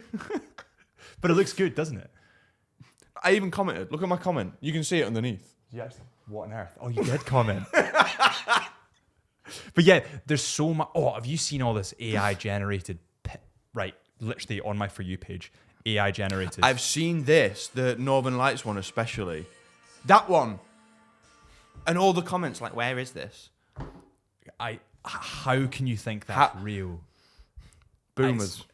It's bizarre. It's boomers, mate. What's boomers? What do you Like mean? we're like we're millennials, aren't we? Oh, it's my God, like so it's young. like your mum and dad. Like it's the fucking boomers. They don't. There's a guy called Ronnie Cheng who's an American comedian. But, I'm not sure he's Asian, but I'm not sure of which persuasion. So he's like American Asian, and he hosts the Today Show, I think. Do you remember Trevor? His name was Trevor. I don't know his second name. The black South African guy with the big afro who hosted the Daily Politics show in America. Did loads of viral reels when Donald Trump was getting elected. I probably will know him. And Jordan Klepper went around to the Trump supporters and was like, blah, blah, blah, and like caught them out in interviews. I can't remember. If you ever get bored, just Yeah. get down that rabbit hole. It's fantastic. But he now does that, and he's a stand-up comic, and he was like, he does loads of stuff on boomers and like how they don't understand AI and technology. Yeah. It's so true. It's people on Like, Facebook. Oh my God. It's wild. It's crazy. So like I often see things like, just outside of London, there's this beautiful little town called Castle Combe in the Cotswolds. Have you been to Castle Combe? It's lovely. Like a little like bridge and a river, very like stone-built houses. And Quaint. very quaint, very picturesque, very Tory, and and like the image is this like this fucking 5-tier stacked village of like waterfalls and bridges and like houses on all these different levels, and all the it's like Margaret, like, where is this? I want to take my Yeah. granddaughter. Like, Margaret, It doesn't exist. how can you not see that that's bollocks? And Yeah. like they don't have the brain capacity to understand like you and I, if we see something AI, I can't tell you why it's AI. But you know. I just know. Yeah, Immediately. you know. And when you look further, you can see their fingers are all like squiffed and Yeah, stuff. or the And Northern Lights are all distorted. Yeah, it's like you bizarre. can when you look deeper. But initially, AI. Yeah. It's not real. It's too polished. Yeah. It's almost too clean. And then my mum's like, well, why not? Like, Because it just isn't. it's just not. It's just not real. Like, well, why? Did you? Well, just look. the houses don't have any doors on them. Like, Yeah. oh yeah, but that might be the angle of the photo. It's not the angle of the fucking photo, Mum. They don't exist. Did you see? This is really scary. I was talking to. Oh, who was it? I can't remember who I was talking to. I think it was a taxi driver.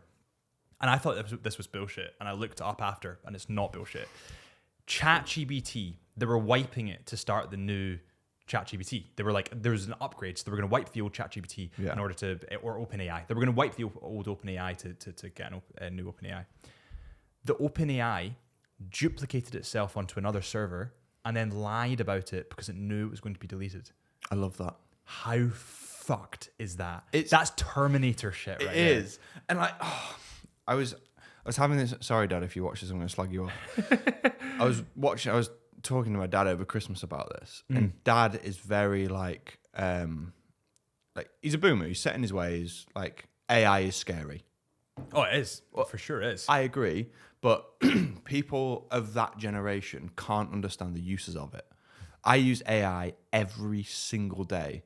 If it's, I've taken a photo of a bride in like the most beautiful light, but like I haven't noticed because it's quite stressful in the morning. Like the suitcase is still in the bottom of the room. Yeah, get rid of them. I did the same thing yesterday. I got 3 rid years of it in a ago. scarf. Yeah.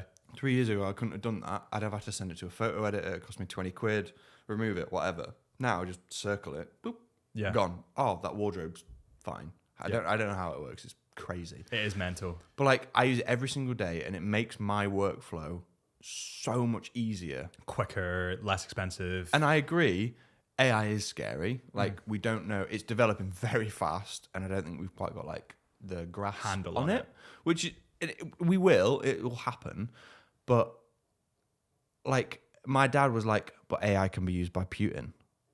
Well, He's already got it. well, yeah, it can. But like, anything can be used by bad people. Like, 2 days after Christmas, some fucking bloke drove a car into the Munich Christmas festival and killed 60 people. I saw that. And it's like, 60. oh, it was injured 60 people, maybe. I think, Yeah, I think it I've was just, I think injured I've 60. like really clickbaited that. No. Like, but I saw the news article on that. It's and like, mental. but that was a car. Yeah. So like, AI can be used by bad people, but so can a car. Like, you go to London, people get stabbed every day. London. Do you know what I mean? Yeah. It's like everything can be used by bad people. Like, AI, just because it's something you don't understand doesn't make it scary in every circumstance. We have knives in your kitchen. Exactly. Yeah, like, I doesn't haven't mean you're gonna stabbed use Freya. them. Yeah. I'm not also like asking ChatGPT to sabotage her. Yeah. Like, it's Yeah. I'm do you know what I mean? Like, Yeah. if normal people use it. Did you see the movie? You might not have seen it. It's quite a niche movie. Megan Fox is in it. That is it something about AI? She's like an AI robot. and Yeah. she- Oh God, what's it called? Do you I want me know to what look you it up? mean. I'll look it up so And people know. she's like and they sort of like It's a sleeping really together. super sexy robot. Yeah. Can you imagine? You know, your girlfriend comes home and you're like, I got this robot and it's Megan Fox. Like, the hottest robot you could ever imagine. Like, yeah, she was smoke showing that. But it was quite interesting how they played that in terms of the AI had like a glitch in its system and its job was to make sure he was happy. But in order to make him happy, it had to do horrible things. Yeah. And it did it. Like, the way that they played that, what the hell was that movie called? Subsurveillance? Yes. Subsurveillance. It was a Netflix movie, wasn't it? It was Subsurveillance. It got a bit shit towards the end. But I mean, most Netflix movies are pretty bad. pretty bad. Yeah. But the idea was It's a quite cool idea, interesting. yeah. But like, also I was looking at the what really interested me is like, there were all the guys in the movie are working on this construction site. And then all of a sudden they see the boss in. It's like looking at the construction site. And then they're thinking, we're getting replaced. When is that flick going to happen? Like, I think that everybody needs a purpose in their life. And if you don't have a purpose, you get depressed. Like, because you just don't know what to do with yourself. Like, your purpose is film. Your purpose is making people happy with the photos you produce. My purpose is the similar with videography. But you and I won't ever get replaced. But let's say you work on a building site and then all of a sudden you get this robot that can do your job twice as good, twice as fast. Your purpose is gone. That's what scares me. I don't think it'll be as like black and white as that. I think it'll be. I don't work on a building site, so I don't know the ins and outs of how building sites work. But like, I don't believe a robot will be able to do everything What that men like, do. what like men and women do on a daily basis. I think it'll be there to like help. Yeah. You know, Carry alright, shit or... Here we yeah. go. I don't know why I'm using like building 101, like with you earlier, I was like using architecture 101. I own building 101. I've employed you. We need to build Empire State number 2. I don't know. And like, you go, right, okay, we can do that. It's going to take 6 weeks to build that. And I'm like, all right, that's pretty good. I also need to build Empire State Building number 3. All right, that's going to be 12 weeks. Well, what if I could give you these fucking robots and you can build 2 in 6 weeks and I'll still give you the same amount because I want to build more and make more money. But surely, Alright. surely it'll get to a point where the company, like let's say Elon Musk is a perfect example. He had those robots walking around the Tesla I factory. saw those, yeah. Like, let's say he has something like that. But they couldn't even pour drinks straight. No. So They were- I'm not really worried about that. But the I technology... know it's like very baby stages of Yeah, technology. And for sure. It's incredible what they can do. Did you see the Neuralink that Yeah. Elon Musk did? Like, he's But on that's his for humans, isn't second- it? Yeah, that's And amazing. that's so good. Yeah, like someone that was, I think they were paralyzed, and they could play a video game with their brain. Yeah. And he said it was like having an aimbot because he's like he could just quickly do, and he was like brilliant at it. So cool. Through so this cool device. And they're thinking that through Neuralink, they can actually repair some of the, like, let's say you have broken nerves to your eye, let's say you're blind. They can try and repair some of those nerves, or they can try and fix the nerves going down your spinal cord if you have, like, you're paralyzed. Yeah. That is unreal. It is amazing. But it gets scary when it starts thinking for itself. And an AI, like OpenAI, that duplicated itself. Yeah. Like, this is documented. Yeah. Like, I think it was Joe Rogan's podcast. I saw it, and then I thought, that's not right. I was like, no way it did that. Yeah. I looked it up as a newspaper article. It duplicated itself and then lied about it. It is terrifying. It is scary, but also, like, I don't know. I think there's always a time where you can say, yeah, it is really scary, but also, number one is looking out for yourself in life. It's not going to affect me. Like, I get it's going to be scary.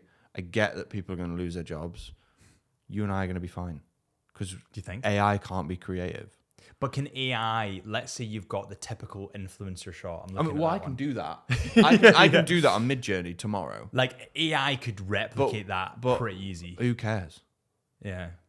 If I'm like investing my time into social media, and loads of people feel this as well, you always, like, you get the fucking AI thing and boom, like Margaret's like, oh my God. But it's not real Margaret. But most people care about people by people. Yeah. And they like the imperfections. People There's will beauty in the imperfections. always buy people. Yeah. Because that's who we are. And I think that, yeah, okay, I could create that, and on Instagram I could get a few likes and it'd be great. But it's like what I said earlier about monetizing, like, your hobby. AI can't create an Instagram account and create images and post them.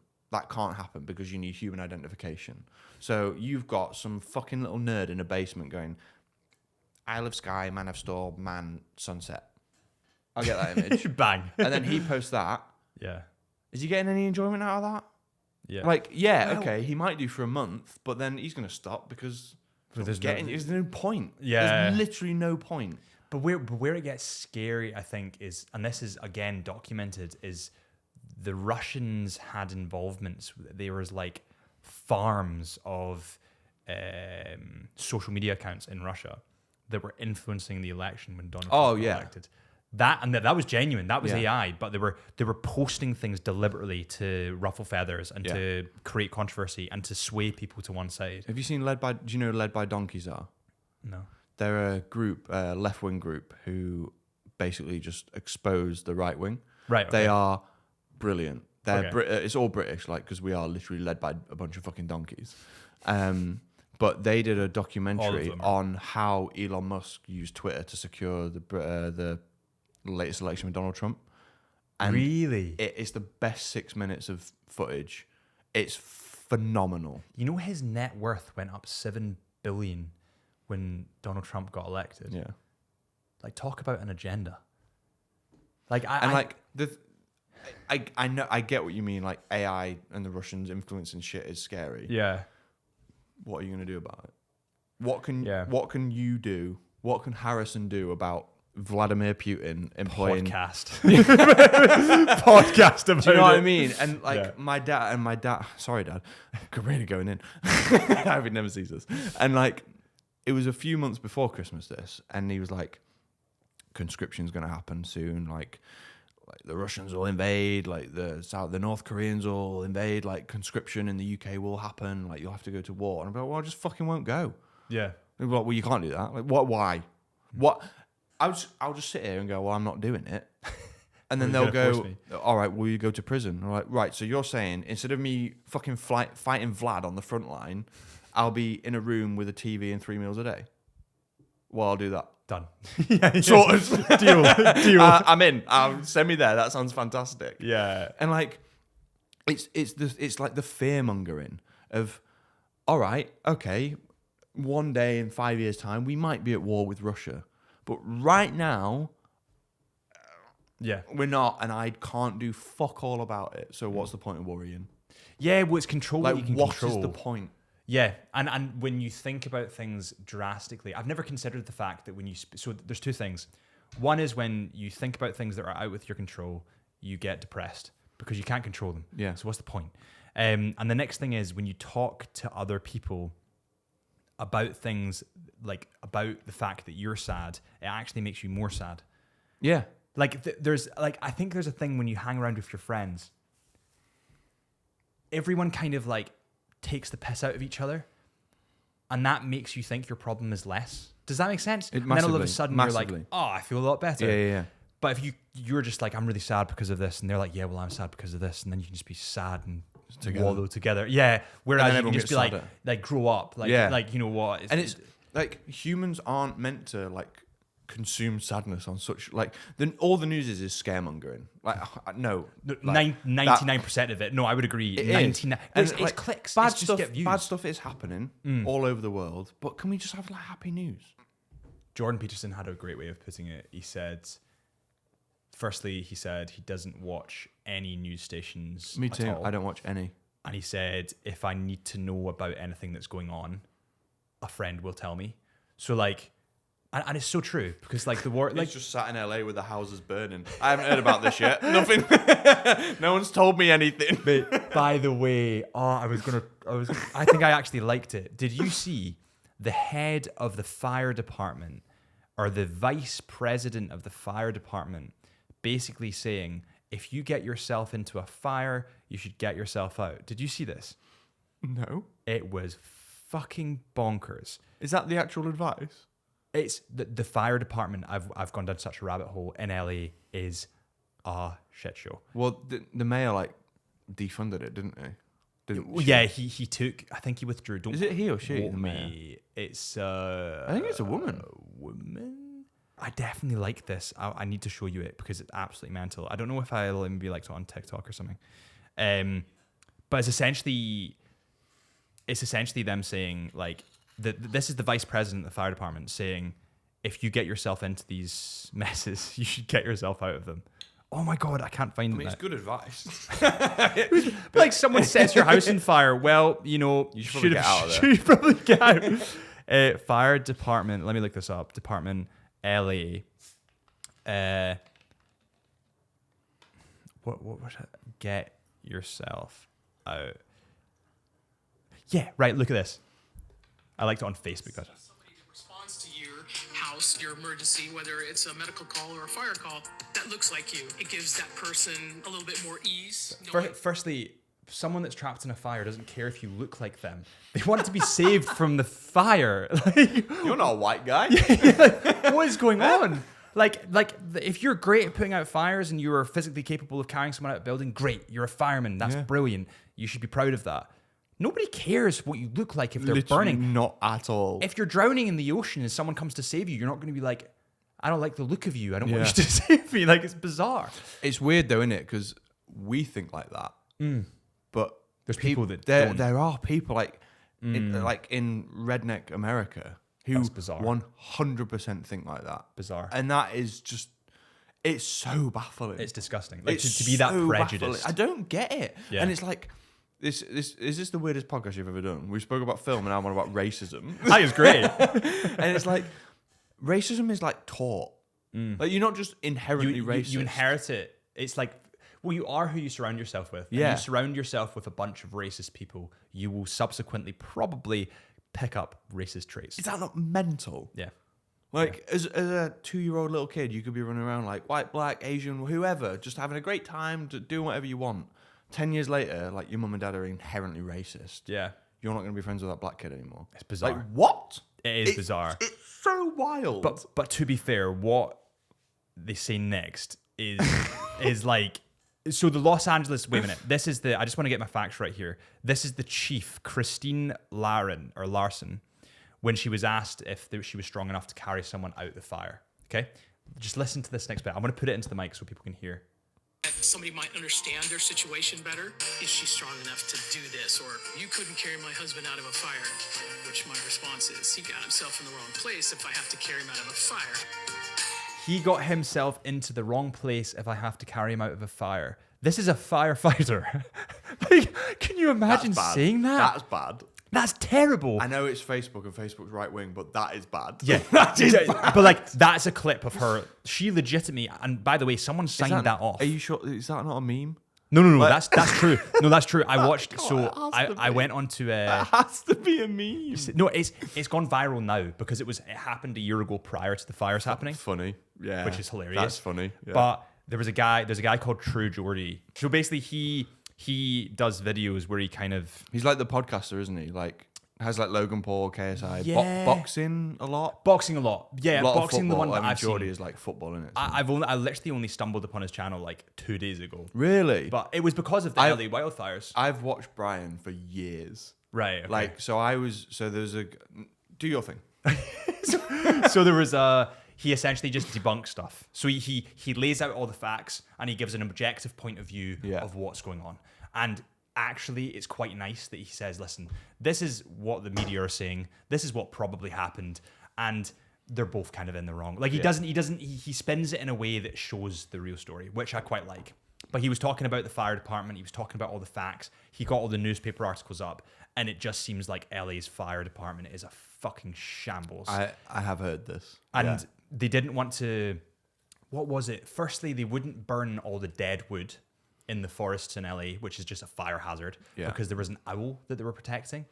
And It's then, like bats in this country. Yeah, it's like bats in this country. They just didn't want to disturb them. Yeah. And then the next thing is they didn't want to do something with the water, like in terms of like getting more water to LA, because it would affect this small fish.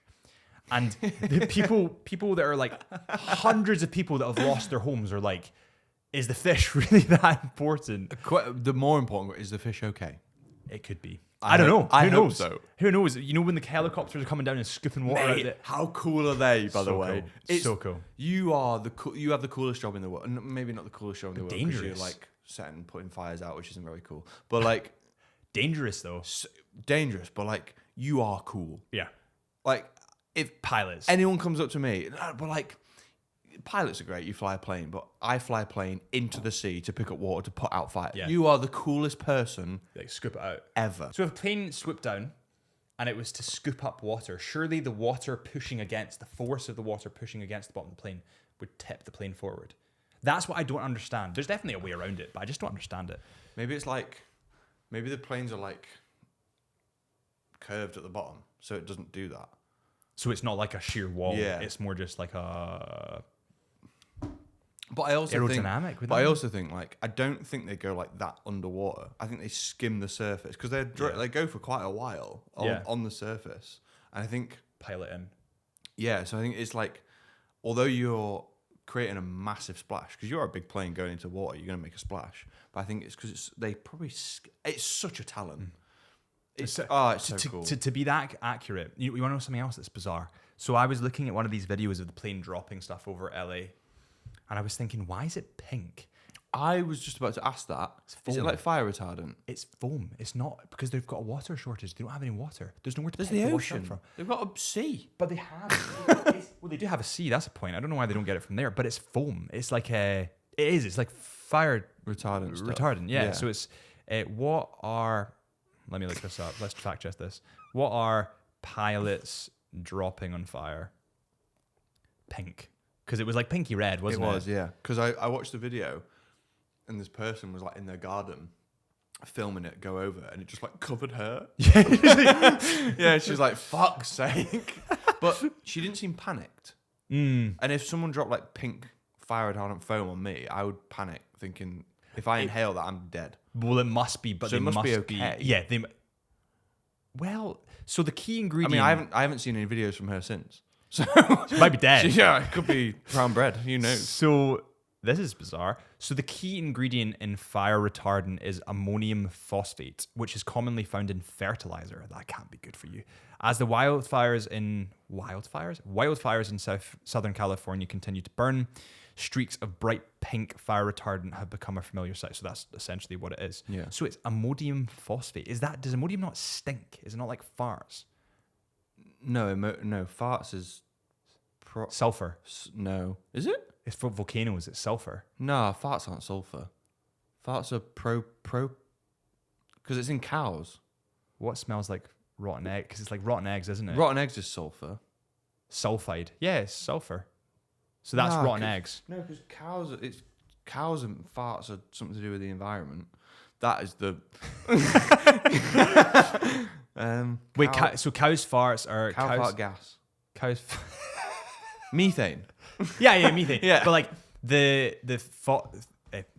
can't even remember how we got into that. But sulfate, sulfate You said they in were dropping volcanoes. fart gas on people. It would be fart gas. It would be ammonium. So ammonium must not smell like.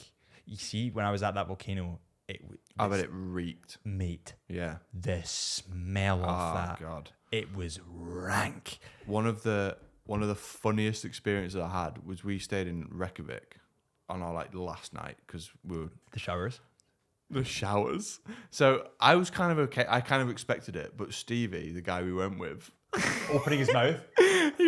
he got in, and I was like, "You go first," because I kind of knew I wanted to test the smell. I was like, "Do I need a shower? I'll probably be okay. We're only on a flight. It's fine."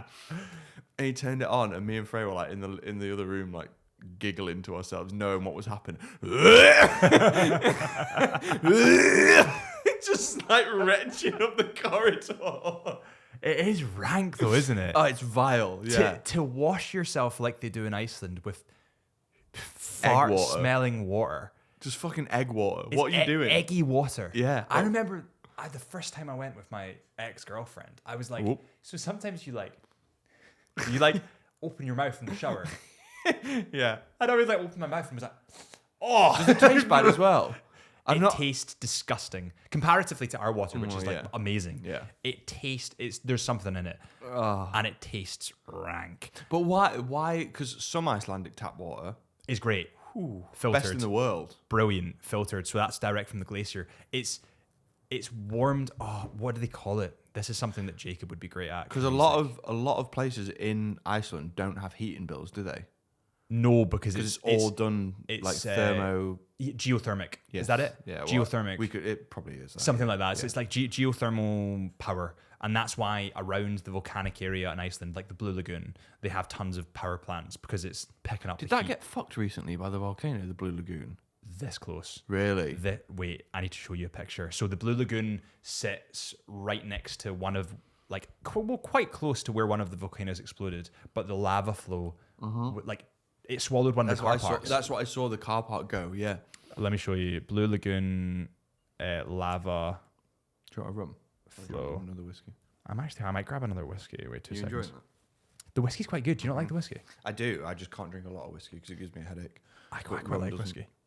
That is the car park of the Blue Lagoon here. Yeah. Yeah. That. Whoa! Can you imagine being the Blue Lagoon and just being like, oh no, that's wild. That is genuinely crazy.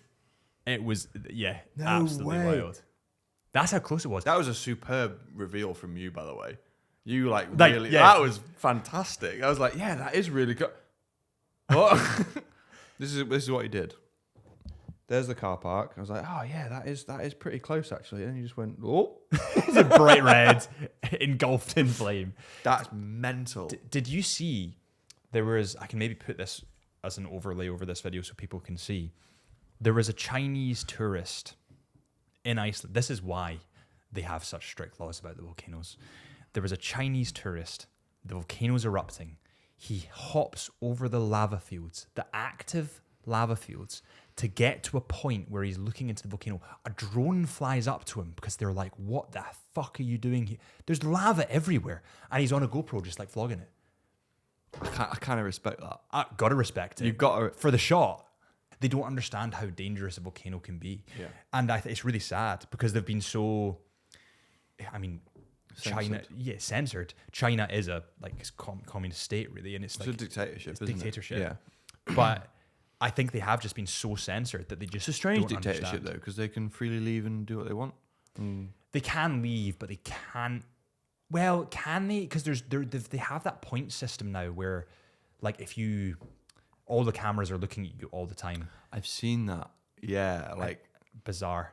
crazy. Bizarre. If you, let's say you, I don't know, cross the road and a red man You get fined, don't you? You get And fined. Like, it just comes out your bank account. Yeah. Or you get minus points on your account, and then all of a sudden, if you're not a good Samaritan, you can't access your money. Have you ever watched Black Mirror? Yes. What's the episode with like the social media score, where you get like points for doing good, like Yes. Yes. oh, your coffee was really great today. Here's 20 points. Yeah. And then like you go up in society, and so it's kind of like that. It is. It's wild. It's the same thing. Apart from the control aspect, is the money. Yeah. It's like, well, you want to access your bank account, be a good Samaritan, and that's essentially what China have done. That's how they've become such a superpower, because there's no one will fuck with that. Yeah. Like no one will mess with that. They all want their money. I do really want to go to China though. I really want to go to China. As I well. really want to go to China. It looks unreal. So beautiful and like Unbelievable. Chongqing, and I don't know how to pronounce it. Do you know the place I mean with like it's like it looks like Tron. Is it? I think you might be right in your pronunciation. CHONQUING. Quing. Oh, your dad. Well, I would pronounce the same way. It Chongqing. Maybe. It looks like Chongqing, like that. Yeah. Mate, that is How beautiful is that? And like unbelievable. Just show there's like, so the city's on 3 levels. Okay. So you can be like you can like come out of your flat and you're Right. like, right, I'm on my way to work, and you'll start walking to work and you'll look below you and it's like 300 foot of sheer street, just drop straight down. I'm looking at it now. Yeah. Holy shit. And like the metro runs through apartment buildings. It's so crazy. what the fuck? Are you into like video games? Yeah. Well, I played Red Dead. Have you Did ever you play played? Red I'm like mega into video games. So yes. Okay. I've got like every console you can possibly buy and a gaming PC. I love it. I'm 30 years old, everyone, and I love it. And like Cyberpunk 2077, which came out like 3-4 years ago. If you haven't played it, you should definitely play it. But it just reminds me of that. Yeah. It is literally Cyberpunk. It's so futuristic. it's mad. But then like on the flip side, you've got like the mountains that inspired Avatar. Yeah, in Like, China. It's the national park, which I can't remember and probably wouldn't want to pronounce anyway. Yeah. And oh god, we've got to go. Mate, China, I would 100% go. I also think that like, so Japan is somewhere I wanted to ask you about. Did you love it? Yeah. Oh, I lived there. You lived there? Yeah, I lived in Tokyo. What? I didn't want to tell you that earlier because I wanted that reaction. For how long? 18 months, 14 months. It's like a year and a bit. Maybe, yeah, closer to a year, I would say. And what did you do there? So I taught English. What? I've had some weird jobs. So That is bizarre. yeah, so after uni, so I did sports journalism, which got me fucking nowhere. Welcome to university. Yeah, literally. I made like 9 good friends at uni, and I'm sort of like, it cost me about $3,000 per friend. Oh, you're from of course. Yeah, I Because know. you're- oh. Well, that's the annoying thing because I was So you born get here free, and I yeah. didn't live here 3 years before I went to university. So I could, if you could have come if up. mum and dad ever thought about it and moved back to Scotland, I would have got university free. How But much was if you don't It mind was me asking? $9,000 a year. Jesus Christ. As a Well, student. When you get paid, you don't they just take it out every month. So it's not something you ever see. Oh, so it just comes straight off your Yeah. if you were to have a job and you were to get, $3,000 a month or $2,000 a month, it would just be sliced off your yeah. So the same as taxes. So you would get $1,900 a month, and you don't ever Right. see it, and that's how it works. Okay. But I've never earned that, so Yeah. it's really weird. It's so strange.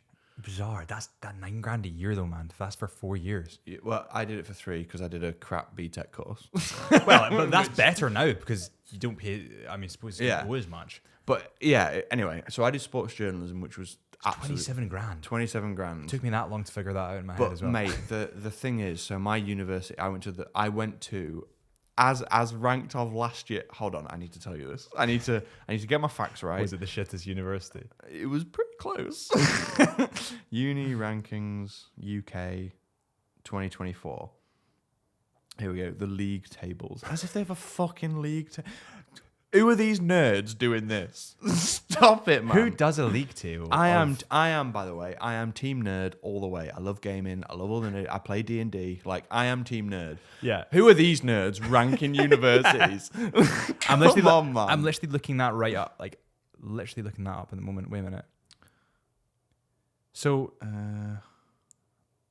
So there are 130 universities in the UK.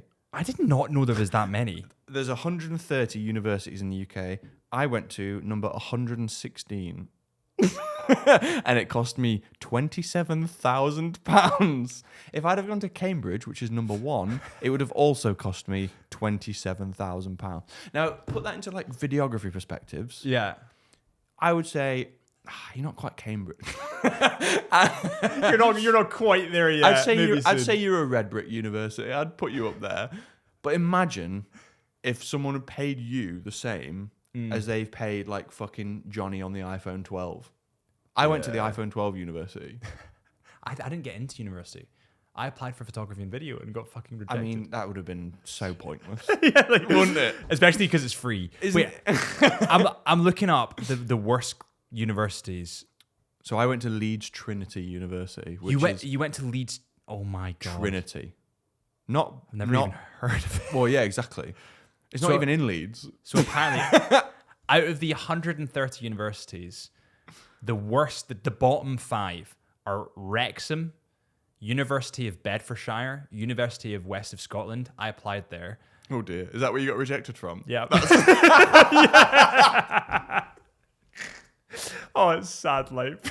That's brilliant. That really puts a nail in the coffin, that. London Metropolitan University? I got accepted there. Where is that? I don't know. Was Metropolitan? I'm guessing it's in central London? I wouldn't have thought so. All the shit universities, apart from Wrexham, will be in Wrexham because there's not like a board. There's not like an exterior. University of Buckingham. I have no idea. And University of East London. Birmingham. Well, maybe it was University. East London I applied. I applied for a real stinkfest. Yeah. Oh, but university. Did you stay in halls?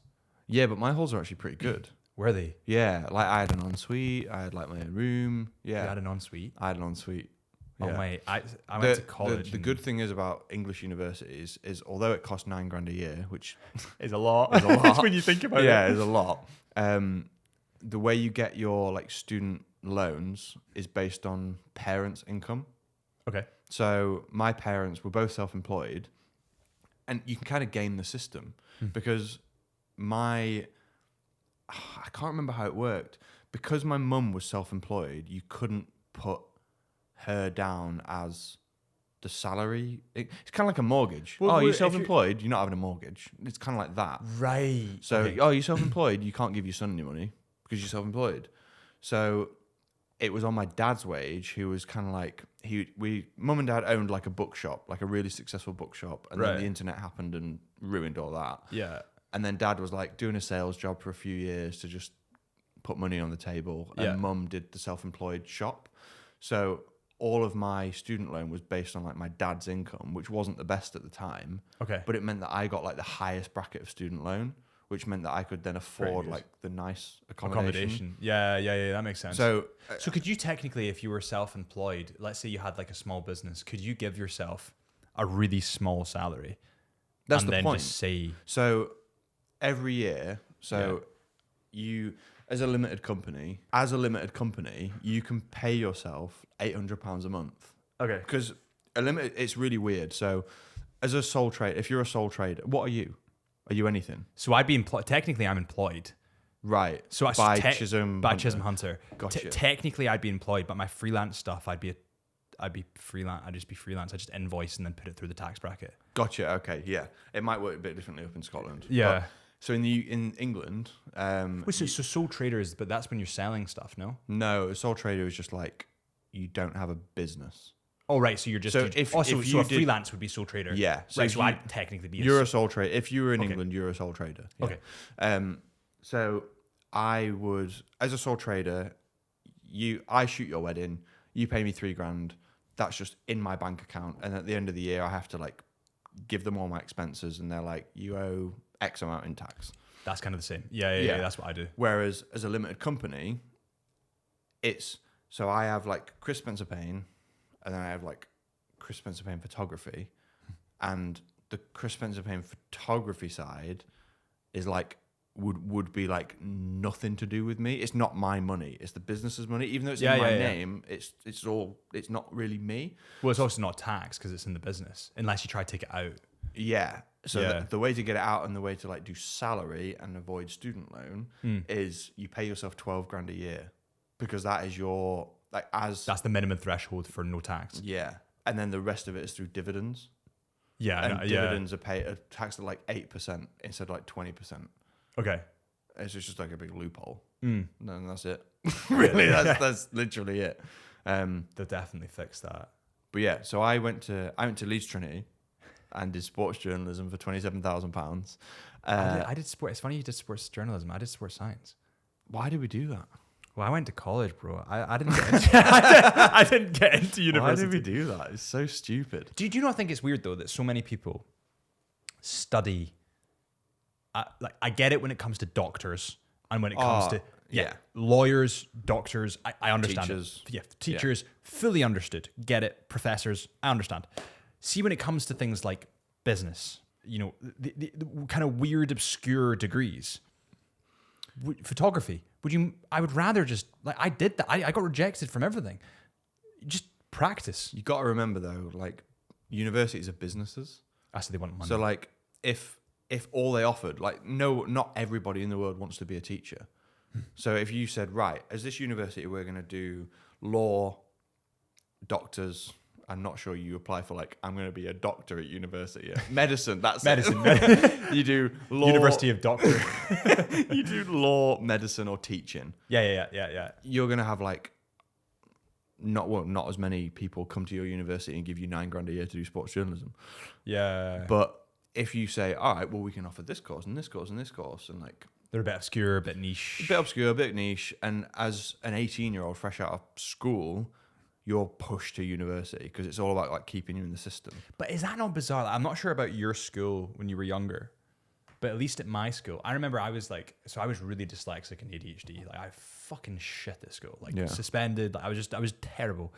But I remember specifically, I was sitting in like assembly and they got like a leaderboard. And they were like, this is where we're ranking and this is where you're ranking. And if you don't go to university, you are like literally a failure. Yeah. And that was the way they did it. Is that yeah. Same as yours? Not quite to the like as black and white as that, but it was very much like we need to send so many people to university. So Ofsted give us like a good, I don't know if you have Ofsted over here. It's like the school ranking thing. It probably did. You have like 4 tiers. It's like very good, good, not good, shit. It's not called shit, but I don't know. It's like not as good. Yeah, like bottom percentile. Yeah. And it's like if you don't send 30% of your sixth form students to university, you don't get as good a mark. But is that like that's what I mean? The whole system is to keep you in the system. But the system is fundamentally flawed. Like, see if you were to turn around to your teacher and be like, when you were in school, actually I want to get really into this thing called like AI. They'd be like, shut the fuck up. Yeah. What is that? Yeah. And now, all of a sudden, crypto, AI, like all these softwares and stuff that we didn't have a clue about are now huge. Yeah. And like, if you wanted to, but I feel like, you need to do biology, chemistry, maths, English, French. That's like, why? Why? The maddest thing about like that era of doing school. So a lot of my family are Spanish and not so mum's sister lives in Spain, her other sister's Italian, like a lot of them like married Spanish people, got a lot of Spanish cousins. Yeah. And Spanish would have been so useful. Our year got split in half and one side did German and one side did French. And I got put in the German category. I'm 11 years old. I don't give a shit about learning German. I don't know any German people, but I know my auntie's Spanish. We couldn't learn Italian at our school because we didn't have anyone capable of teaching that, which is fine. We were in like a shitty little town near Sheffield. I'm not expecting Italians to be... Was that a small school? I'm guessing there's like... Massive school, actually. Really? Yeah, it was like 2,000 people. Really? Yeah. Jesus. Yeah. Okay. Shit, but huge. And... If in year 7, so when you're 11 years old, are you that like yes, you do 1 to 6 in primary, then 7 to 11 in secondary? It's similar. We did 1 to 7 primary, so P 1 to 7, and then we did S 1 to 6. Right. Okay. S6 is kind of like you don't need to do it. It's like sixth form. F'd up in year 5, you need to do year 6 to Gotcha. catch up. Yeah. Pretty much. So when we were 11 to 12, you're in year 7, and in year 7. I was learning German, and if you were good enough at German or French on the other side, in year 8, you could do Spanish. Okay. But like, we didn't know that. No one told us that. And also, I don't give a shit about German. Sorry if you're German, but I literally couldn't care less. Well, about you've got no motive to go to that. Yeah, like, to especially at Germany. 11 years old. What? So I was like, oh, well, and my mum wrote into the school and she was like, a lot of Chris's family are from Spain. It would be really useful. And they responded and was like, he can't do it because he didn't do well in German. So you couldn't do Spanish. So I because you didn't. do well So in German. they stopped me from learning Spanish from like 12 years old to 18 years old because I didn't do well when I was 11 years old in 1 year of German. It's just bizarre, the system, isn't it? And it's like, are you fucking kidding me? Yeah, well, they're judging people. Like, I feel like this could, and it's hard because like you have systems like the internet and laptops, iPads, social media. All these things weren't around when the schooling system was invented. The schooling system has not changed, but everything else around it's book changed. related. Yeah, so it's like everything else around the schooling system has changed, but the schooling system itself is not changing, and that is what is the issue. The schooling system now needs to change. It's just like not. You can't keep something going when everything else around it is developing. Like if I were to do an exam today, I'd chat GPT the exam. Oh, I wouldn't be able to. I couldn't pass an exam. I couldn't. I couldn't pass an exam back then. I couldn't pass one now because that's not how I learn. Not at all. But do you have ADHD? I don't. We were talking about this today. Yeah. I've never done a test, but Glenn, who does have ADHD, was like, "You've definitely got ADHD. You're riddled." I'm kind of like, yeah, I probably might do a little bit. Yeah. And I was doing little things like I couldn't let things go, so I was trying to find a photo from a mate of mine who'd taken a photo of something. I was like, oh no, I've got to find it. And he was like, that's ADHD. Yeah, you Like, just can't let it go. What do you mean? But yeah, so I do. So it's Maybe. like, yeah, well, it's interesting because people that have ADHD, if you imagine it in like a chart, normal person's endorphins are like here. ADHD are just like slightly below. So they're constantly trying to go like, boop, and they're constantly trying to hit. Hence why we drink, we smoke, and I'm not saying just ADHD people, but typically ADHD people have a affinity to things that give them a dopamine rush. Right, okay. Because it pushes them to the point of feeling normal again. Yeah. And the trick is, with people with ADHD, is to find a hobby that gives them endorphins. Because if they have that, they'll hyper-focus. So there's no happy medium with someone with that affliction. They are either hyper-focused or they're really not at all. Mm-hmm.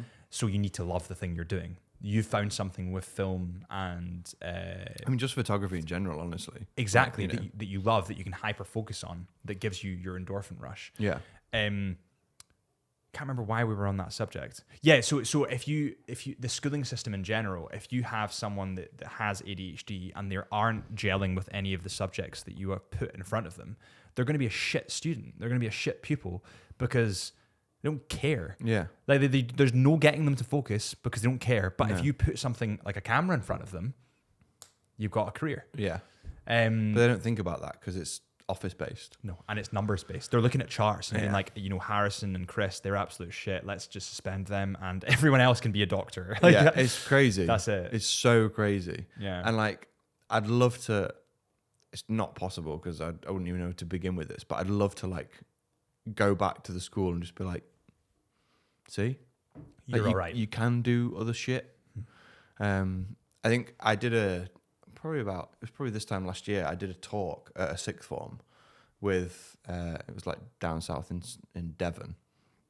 And it was the first time I'd ever been in a school where they were like actively pushing creative channels. So they had like at school from year 7 to 11, you could learn photography and you could do this and do that. And like you could do all these creative things. And it was like, I don't really give a shit if you're bad at maths because you're just sick at textiles and weaving and like creating fashion and stuff like that. And it was so cool, and had like an auditorium of like 200 kids, all just like, what? There was not 200 kids there. I had an auditorium of like 50, 60 people. 200 sounds better. It was no, but it was like, it was pretty full. But it was like, it can't have been 200 because it was like a tiny school. And all of them at the end were asking questions, like wanting to know about like the career and how you did it. And I was like, Yeah, it's heartwarming to That's see that. unreal. And they're like 15, 16 years old, wanting to do something different that isn't 9 to 5. It isn't maths. Yeah. Or Brilliant. history, or I really worry about the younger generation, especially with this like age of, I suppose we're kind of in it. We probably just missed it. Like I'm 27, you're like 30, right? I'm 30, yeah. You're Bang 30. on, yeah. We just missed it. I think if we were 2, maybe 3 years younger, everything would have been filmed. Everything would have been filmed. In what way? I'm talking like you go to a nightclub, you're drunk, maybe somebody's got drugs on them, everybody's filming it. Yeah, all of a sudden, okay. there's video footage of everything. So like, you have this society of pressure and anxiety. So like school students can't have fun because if they have fun, it's being filmed. Yeah. And everyone does stupid shit when they're young. Oh, yeah. They drink, they smoke, they take drugs, and they do stupid shit. Then they grow out of it. When their frontal lobe is fully formed at 24, they think, well, that was really stupid. I'll never do that again. Yeah. But now you can't get away from it. That scares me. Yeah. That really scares me. Luckily, you don't have to worry about that. Well, I don't need to worry about it now. But like imagine you come to have kids with your missus. Like, let's hope she's not listening to this. but It's not on the cards. But let's say you happen to have kids, or you want kids, Yeah. or you want to adopt, whatever it is. I'd be really scared for that child in school. I worry about, so we've got friends with kids. Like Stevie, the guy I've mentioned a few times, has like a 1.5-year-old now. We've got some friends down south with like a 5 and 7-year-old. And yeah, I don't worry, but I get what you mean. It's like, what is your teenage Years turning years into going to be like? But I think the people who are like our generation who are having kids, we're pretty lucky because they still remember like knocking on people's doors, like going out to play. And that was the days. Yeah. And Yeah. I think that I would try and instill that in my imaginary children who, do you know what I mean? And I think that like our friends down south instill that in them. Like it's more about being outside and having fun and like taking your environment in instead of just like Gaming or iPads or But then whatever it also like gaming really improves like it's problem solving. is. It's cognitive Yeah, function. so it's like maybe that shouldn't get as bad of a rap as it does. But I think the generation that I worried about most is like the kids of kids. Like the 2 generations from now is going to be fucking chaos. It's AI just does Like, it all for you. yeah. Yeah. Like, because you're raising a kid in this world, they're going to get loads of stuff from that. And because like the people that we associate ourselves with are all similar to us, like in ethos and how they do stuff. And it's kind of like, I know that our friends down south are going to raise their kids pretty similar to how like we would do it. Yeah. Because we're friends with them. That's, you know, Yeah. You attract that. tracked. Yeah. But like, there's going to be lazy fucking parents. Like now, there were lazy parents when we were getting raised by like other people. And those lazy parents are going to find shortcuts and they're going to teach their kids shortcuts. And those shortcuts are going to lead to a massive shortcut in the yeah. next Do you know what I mean? Yeah. And I think that's the worry. Luckily, I'll be dead by then. So, So I won't care. so it doesn't matter. But I think that's the bad one. Yeah. Yeah, I just feel I talked to a guy. There'll be some stinkers raised this generation, don't get me wrong. for but sure. For sure. Yeah. But every generation has them. But Yeah. I spoke to a guy, he was a psychiatrist called Dr. Eric Bender. And I spoke to him 2 weeks ago. And he essentially, it was quite funny because I was like podcasting him. Because we're friends, so we can kind of have a back and forth. But sometimes when you have like a professional on, it's more like, right, I want to like extract, I want to get below the surface. Yeah. So I was kind of podcasting him. If I was asking questions, and he totally flipped it around on me, like because he's obviously Did it to you? Yeah. And I was like, oh, as a passing comment, I was just like, oh, kids really scare me. And he was like, why do you feel that way? Oh no. And I was like, oh fuck. Oh no. Oh no. No, I'm being tricked already, like across Skype. And I was like, no. But we had a really good conversation about like children and why it scares certain people. And he actually said something that was like, he was basically like, some people just shouldn't have kids. And he was like, I was kind of like, yeah, some people just have the anxiety levels or the heightened stress levels that they just probably shouldn't. They just can't look after them. Yeah. So I don't know. I just feel like society is going down a route that is increasingly scary for younger people, especially when you like our generation knocking in the door or like playing in a field or going out drinking and telling your parents that you were at someone else's house, and they would tell them that they were at your house. Just like no one knew really, and but there was. You always had like the worry of like stranger danger and like don't get into that man's white van. But I feel like sinister behavior was a lot more obvious back then. Yeah. It's like It wasn't internet grooming. It was a guy in a white van. There's a guy handing out sweets out of a white van with like rusty tires. Like I'm probably not going to do that. I don't know. I think it's really weird. Yeah. Like I would go to the park for hours on end, and Mum would be like, "Tea's at 7. Be back for 7," and you were back for 7. Yeah, and I would just come back, and she would be like, "Cool." And if you were 10 minutes late, she'd be like, "Do you have a nice time?" Whereas now, it'd be like, 10 minutes later, where the fuck is she? Yeah. She? He? Yeah. Did you see Australia are releasing, I think it might be a law already, but you can't get social media now until you're 16. I like that. I like that as well. Yeah, I like that a lot. I think because the shit that I posted on Bebo or was MSN when I was like, I don't know what age, 12, 13, maybe a bit older. I mean, Christ. Like, I know. let's God hope no one finds it. Like I've deleted everything, but like let's hope no one finds that stuff. But like it's just kid shit. I've had to like when you get like Facebook memories. Oh, I hate it. I've had to delete some. Oh, I can't get. Can you get rid of your Facebook? I can't because it's a business account. Unsure. I don't think I would because I still keep in contact with a few people. Yeah. And I like keep people from my past on it. Yeah. So I can look at them and realize I'm doing way better. Just in case they were wondering. Yeah. I'm like, all right, you're still there. Great. Yeah. Yeah. So that makes me happy. But yeah, I think that's a good thing. 16-year-olds in Australia. Yeah. Really good. Because I think that's the age where you start to kind of understand the consequences of what you might do. Yeah. And you kind of understand that if you post a picture of you naked, it's not a good thing to do.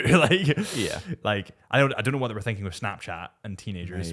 Like, give teenagers a chance of posting videos that disappear. Yeah. Not disappear, good. but stay on a server. Yeah, or can be screenshotted. Like it's brilliant. just not. Yeah, that's bizarre. I don't know. Snapchat. Do you use Snapchat at all? I've not had Snapchat since I was 20. Yeah, so I'm pretty happy with that. I got rid of it 5 years ago, but it was actually annoying because they keep you in with the memories of Snapchat. You know what I mean? Like that you've taken tons of photos that you've saved on the app of Snapchat. Oh, see, I didn't really do. I never really used it. I wasn't really big on it. So I was like, when I deleted it, I was like, all right. So I've like got rid of the app, but like, yeah, essentially like if you swipe up, there's like all your memories in photos, and that's why I was struggled to delete it, because I was like, I might need those photos one day of my mum. Or it's like you were saying, the value of photos, like my mum or my dog, my old dog that is no longer here, or my old friend. And they're all in the Snapchat memories, so you can't get rid of Snapchat without getting rid of your memories, and you can't export all your old memories, like as in photos, to your desktop. Because they know that people would get rid of the app after. That's stupid. Yeah. Well, they know that it would just decrease the app. I have a question that I need to ask you, by the way. Okay. Because my Caroline, the lady that is editing this, who is absolutely fantastic, she gave me Caroline. She asked me a question that was it makes you think for sure, and I need to ask you it. Podcast notes, right? Before you ask me. Yes. I'm going to have a wee. Okay, go for a pee. Do you have 5 good years of experience or 1 year repeated 5 times?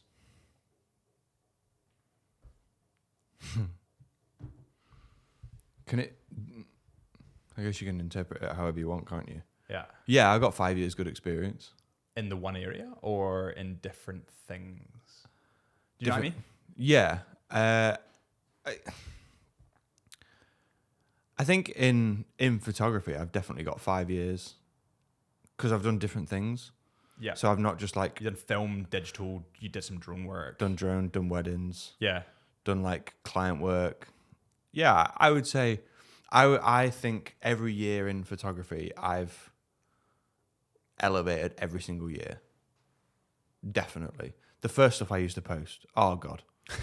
Oh my God. Never look at it. Yeah, but everyone starts there. Everyone starts there. Yeah. And then, so I think I would say I've been doing photography for like 7 years, I think. Probably pretty similar to you. Yeah. I started like after Japan. I wasn't into photography when I lived in Japan, which Oh, you're kidding. yeah, I just didn't care about it. I had like an iPhone 6. Yeah. I just wasn't asked. And yeah, so then, yeah, I've got 5 years good experience. Great experience, Yeah. I would say. I've not repeated any year at all. That's good. The only years I would say I've like kind of repeated are weddings, but that's just like business on But business also on no business. weddings are the same as well. No. You've got different locations, different sets, different And bride and like groom. my wedding work has like gone. I would say I'm really good. Whereas my first weddings, I was still shooting for like Instagram, so every like understand, heads were like central, and it was all portrait, and it was like. Ugh. Yeah. It's the emotion you need to capture, isn't it? Yeah. Whereas like some of my photos now, I would say are like all timers. If you were to, two things. One is, did you know in Japan they keep, I found this out the other day, by the way, and it's bizarre. They keep see when you take a picture on a phone, see if like it's on loud, it will go like, chick. They keep that on because upskirting is such a terrible thing. I saw so many people get upskirted. Really? But not just like I saw so when I was in Japan, it was every morning. Every single morning. What, would guys just, what the hell? And the mad thing is you can't, this is going to sound so bad, but you can't really stop it because you're so jam-packed. Like every morning when I got on the train, on the subway at like 8 a.m. to go to work in a school, I was like, this. Oh my god. And I would like clock eyes with this guy fucking doing it. And I'd be like, you can't do that. Do you know what? But I can't do anything. You can't move towards me either because there's just he's people. 2 meters away, but there's 50 people in the way. Oh my god. Every single day you would see it. But it might not even be upskirt, it'd be like groping. Oh my god. Which was pretty crazy. It's just bizarre. Because it's also the thing of like, I mean, upskirting was a bit more hard to find because you were so fucking tightly jam-packed in. You could easily just like get away with it. Yeah. But it was so jam-packed that if you like groped someone, they wouldn't know where it came from. They wouldn't have a clue. So they have a lot of like women-only carriages, right? Which is great. That's great. Yeah. So like the back or the front two of certain trains would be women-only between 7 and 9 a.m. and 7 and 9, or like 5 and 7 p.m. Yeah. Like rush hour, which is brilliant. And they were packed of women. Yeah. And you would also notice that like on certain days, so like Friday, where people might finish work, have a few drinks, the women carriages would extend a little bit, and the front carriages would be pretty quiet. Right. It was like just blokes. And like, no one wants to grope me. You know what I mean? Like, I'm not a very gropeable character. So like, it would be like, you'd get a seat and it would be pretty nice. And like Friday rush hour, getting a seat on a tube in Tokyo. It's pretty nice. Like, it's pretty rare. Yeah. Well, it wasn't rare, but that was the thing. But then the women only carriages would be jam packed. Right. Well, that's bizarre, isn't it? Yeah. But also sad. It's really sad. Like, why would you what do are you that? doing, man? But do you think it's partially because they can't? Because I know that the internet access, like pornography, is obviously a huge thing. They can't access any of this kind of stuff. In Japan, they can. Is it just in China? Yeah. Japan's not a dictatorship at all. So Japan, they can access anything. Oh, Japan's like, all like in terms of ethics and ethos, is pretty Western. Really? Yeah, like you can do whatever you want. It's a free country. See, I'm basing my opinion of Japan off of like The Last Samurai. It's pretty much where it's come from. Yeah. Okay. Yeah, you can kind of just do what you want. Okay, fair enough. Well, that's I think a fucking lot mental. of like the pornography in Japan is like blurred though. It's like blurred boobs, blurred penises.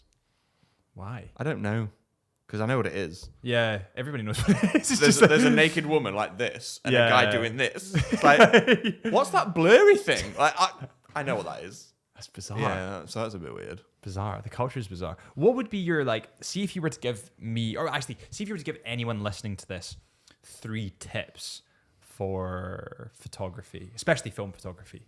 What do you think they would be? Don't give a shit what anyone else thinks. This one, that's pretty good. Because like everyone learns at their own pace. You know, Yeah. I think no matter where you are, like be proud of your images Okay. because you've taken that. Yeah. And like, this is like, it's not really a tip, but kind of how we got into it with Peter McKinnon.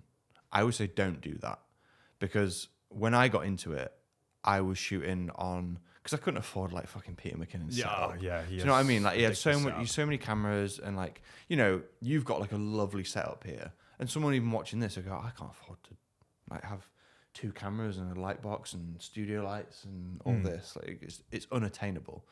So I would say don't watch YouTubers to like be like them. Like, make friends to be like them. Yeah. So like, on Instagram, find other people who are starting out and like go out with them and learn with them and form friendships. That's part of the fun. Because that's also, they keep you accountable. Peter McKinnon's not going to keep me accountable. He doesn't care. He doesn't care at all. Yeah. But like, you would. You would message me and be like, why haven't you posted on Instagram this week? You got some bangers. Yeah. I just haven't been fit. Post them. All right, yeah, fair enough. Have you ever been on trips that you've just not ever posted the photos from? I've started doing that. Yeah, It's a my really last bad Iceland habit. trip. Did you just not? So why not? Like, what do you think it was? So I've done Iceland not as many times as you. You're like Mr. Iceland, but like, you're like a supermarket. But like, if you're in England, you'll get that joke. But if you, I don't know what my point was with that. I just wanted to have a dig. I think so. I've been to Iceland maybe 6 times, maybe 7. That's probably a similar amount. Well, You went 6 times this year. Yeah, well, technically. Yeah, I'm talking about lifelong. Oh, okay. And I've only ever been in winter, so I've not got like good daylight. I've never seen a sunset in Iceland. Ever. Really? Ever. It's always been like snow, cloud, northern lights. Yeah. I've got like a bit of golden, but nothing like. Do you know what I mean? Like nothing like the Icelandic sunrisey. sunsets and sunrises. I know. Never got that. And last time we went, we were like, it's July, it's endless sun. It's like endless summer where like the sun never sets, and you're gonna get this gorgeous like 9-hour-long golden hours, cloudy all week. And we booked these fucking like glass pods in the middle of nowhere. No. It was like £600 a night, and me and Frey were like, yeah, it's middle of wedding season, we're doing pretty well. Like, we can afford that. It's fine. We're gonna get this beautiful like sleep at sunrise, like sleep at sunset, cloud. Oh and my god. I was just like, I was looking at the images, and objectively, they're nice photos, but I don't know. I feel like I was quite disheartened with the images, but also we went with a friend. Like, so in the wedding industry, we've obviously like this travel industry. You got mates. Wedding industry, we got mates. So a guy called Ben and his girlfriend Ella, like 2 of our best mates. They'd never been to Iceland, and we were like, come with us. We'll show you like the nice spots. Yeah. And I don't know. I think I was more focused on those 2 seeing the country that I love so much. So you were kind of like bi-curiously living through them. Yeah, like I've seen Skogafoss. Yeah, I've done that. I've done it. I've been to the Vestrahorn. I've photographed the Vestrahorn. Yeah, I love it. I'm not like shrugging as if like it's fine, but like when you've seen Skogafoss 6 times, what else can you do there? So I was more like, Ben, look at this. And he was like, fucking hell. And I loved that. But the photos I got, you know. But then also, if you'd met someone who's like lived in Leeds their whole life and never been to Iceland, he'd probably see a photo of that and go, that's unreal. Yeah. But I know it's not my best because the conditions weren't great. We got cloud all week. And I was just watching like Ben and Ella have fun. And that was way more enjoyable. And I think that's another thing. Like, I'm going to be alive for like 60 years. What's better? Like posting a picture on Instagram and getting 20,000 likes, or watching my best mate have a great time. Yeah. Well, that wins all day, every day. 100%. So yeah, but that's the only one. But my hit ratio on film is shockingly bad. I get like all these comments on Instagram like, oh, you're great, like, blah, like just licking ass, and like people in the DMs are like, you must have so many bangers. I don't. I'll tell you, I do not have any bangers. So we've just done San Francisco, and over that whole trip, I only shot like 2 rolls of film at the wedding, so I'm going to include that. I think I shot 1,000 film frames. Pretty good though. But I got like 80 pictures I really like. Oh, so how many did you get developed? All of them. Was that not expensive as shit? No, because I developed them. Oh, but you didn't print them. Yeah, so I scanned my own film. Did you get? Because I love this shot of yours, and I want to get it framed. And I'm not even kidding. I want to get it framed. I'm not even kidding. Like it's like a red. So there's a shot of you. I think this is why I thought you were in LA, but you must not have been. It's like a red car. Right. Wait a minute. A red car. I think it's either a red car or Can't wait for this to not be me. No, it Oh, it's one definitely of is. Jacob's. Sorry. Oh, it's not a red car, but there's red in it. So that. Okay. The moped shot. So there's essentially, for anyone listening, it's like a yellow moped. Do you want me to send it to you so you can put it over screen? Blur, yeah, maybe, and I can put it on the screen. There's like blur on it in terms of motion blur, but it's still in focus. It's a film shot, looks really creamy. The colors are awesome. That's fucking unreal. That photo has done more for me in the film industry than like anything I've ever shot, and it was just like total spur of the moment. Did you just turn around and see it and just snap it? we were in Amalfi. That's in Amalfi. I thought that was in LA. No, that's Amalfi. Oh shit. Okay. So it was like we went in August. It was horrendous. It was awful. I hated it. Hated it. Was like the heat or The what heat, was the busyness, the expensiveness. Yeah. It was all just rubbish. But like- it was bash. But I got some like this is like Instagram versus reality. Yeah. Like that photo collectively on an account that has 10,000 followers, I think has got like 60,000 likes. So it went viral. It pretty much went viral, Yeah. and Kodak, who have 1.2 million followers, shared it like on their feed. That's wild. And yeah. like they messaged me and they were like, "We want to share this and loads of other images," and they shared all my images because of that one image. Yeah. Brilliant. I'm really happy with that. That's lovely. I hated the Amalfi Coast with like a passion. Just because of the heat, like the expensive, it was heat, or was So it? every night we went out for food. I mean, all right, granted, we went in August. Yeah. That was a mega Peak mistake. season. Yeah, like we shouldn't have done that. Yeah. And I'm not gonna include that in my justification for why I didn't like it. Like Yeah. we went at the wrong time, but it was also the only week I had off from weddings, so it's like I just drooled all down myself. we live, we move. Don't worry about it. So like we went for like out for food every single day because you do. Being on holiday. Yeah, we would have one course and like a tiramisu. There was only 3 of us, and it was like €200 a time. Jesus Christ. We would park our car because we rented a little car, and again, shouldn't have done that. We should have got buses around because they were really accessible. But if we wanted to park our car, it was like €150 a day. Yeah, that's bizarre. Do you know what I mean? And it's like, Yeah. and only €50 each. And it's like, yeah, but That's a lot. it's a lot of money. That's that. a lot of money. So I think I would say in total for a week in the Amalfi, I spent $2,000. Jesus And Christ. That's wild. do you know what I mean? Yeah. Some of the photos I got are beautiful. Well, that one specifically is mental. And they're really like aesthetic, and the colors are nice, and the people Yeah. like bobbing around in the ocean is very like film photographer. yeah. But I had a crap time. Not with the 2 guys I went with. I had a great time with them too. But It is interesting. Like I think people want to see the good and the bad, but people on Instagram only show them the good. yeah, And where you see the bad is like when it comes to like TikTok and viral reels and like these things that go viral are normally the like off the cuff moments that nobody thinks to film. yeah, Like we had a moment in Finland where Ava, one of the ladies that was there, one of the girls that was there, it was so funny. She went and got her head. She like put her head down while it was wet in the -30. yeah. And then stood up and the hair just went. All frozen. yeah. I'll show you the video. But like that is the kind of thing that nobody would think to take photos of or to film. It's like But it'll go relatable moments. Exactly. Yeah. But everyone's like, I need to polish this to the point of being so unrelatable that people can't relate because it's now unrelatable. It's like, it's bizarre. And that's like I don't know, like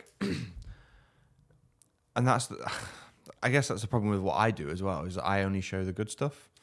And but I also don't film the bad shit because Why take up space? like, I'll just tell people, Yeah. don't go. I'll come on a podcast and I'll slag your city off. But you could like see using like one of my most, it almost got 10 million views, right? That's crazy. It's a wild amount of views.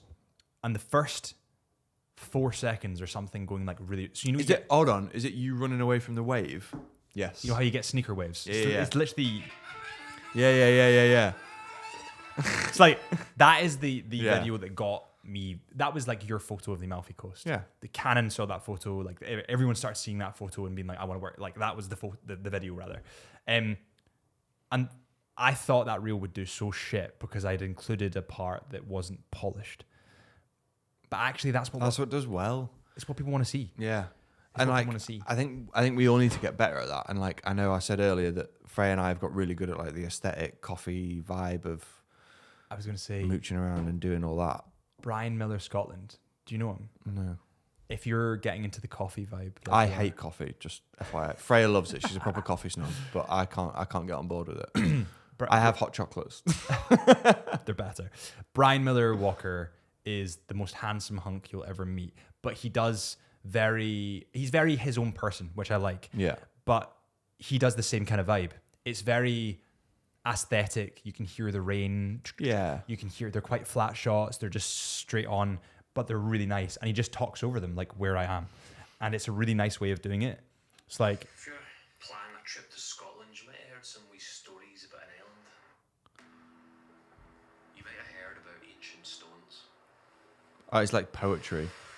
Yeah. I mean, you can see why he's gone so viral. He's the most handsome bastard you've ever seen. He is a good looking guy. Yeah, he's a good-looking man, but he does like very like. Today our day starts waking up at the Lynx house. Yeah. That's clearly an ad, but like very like just aesthetic, and they're all filmed in his phone. Yeah. And he's got 238,000 followers, and he makes a living. He's just bought a Land Rover Defender, so he's clearly not doing bad.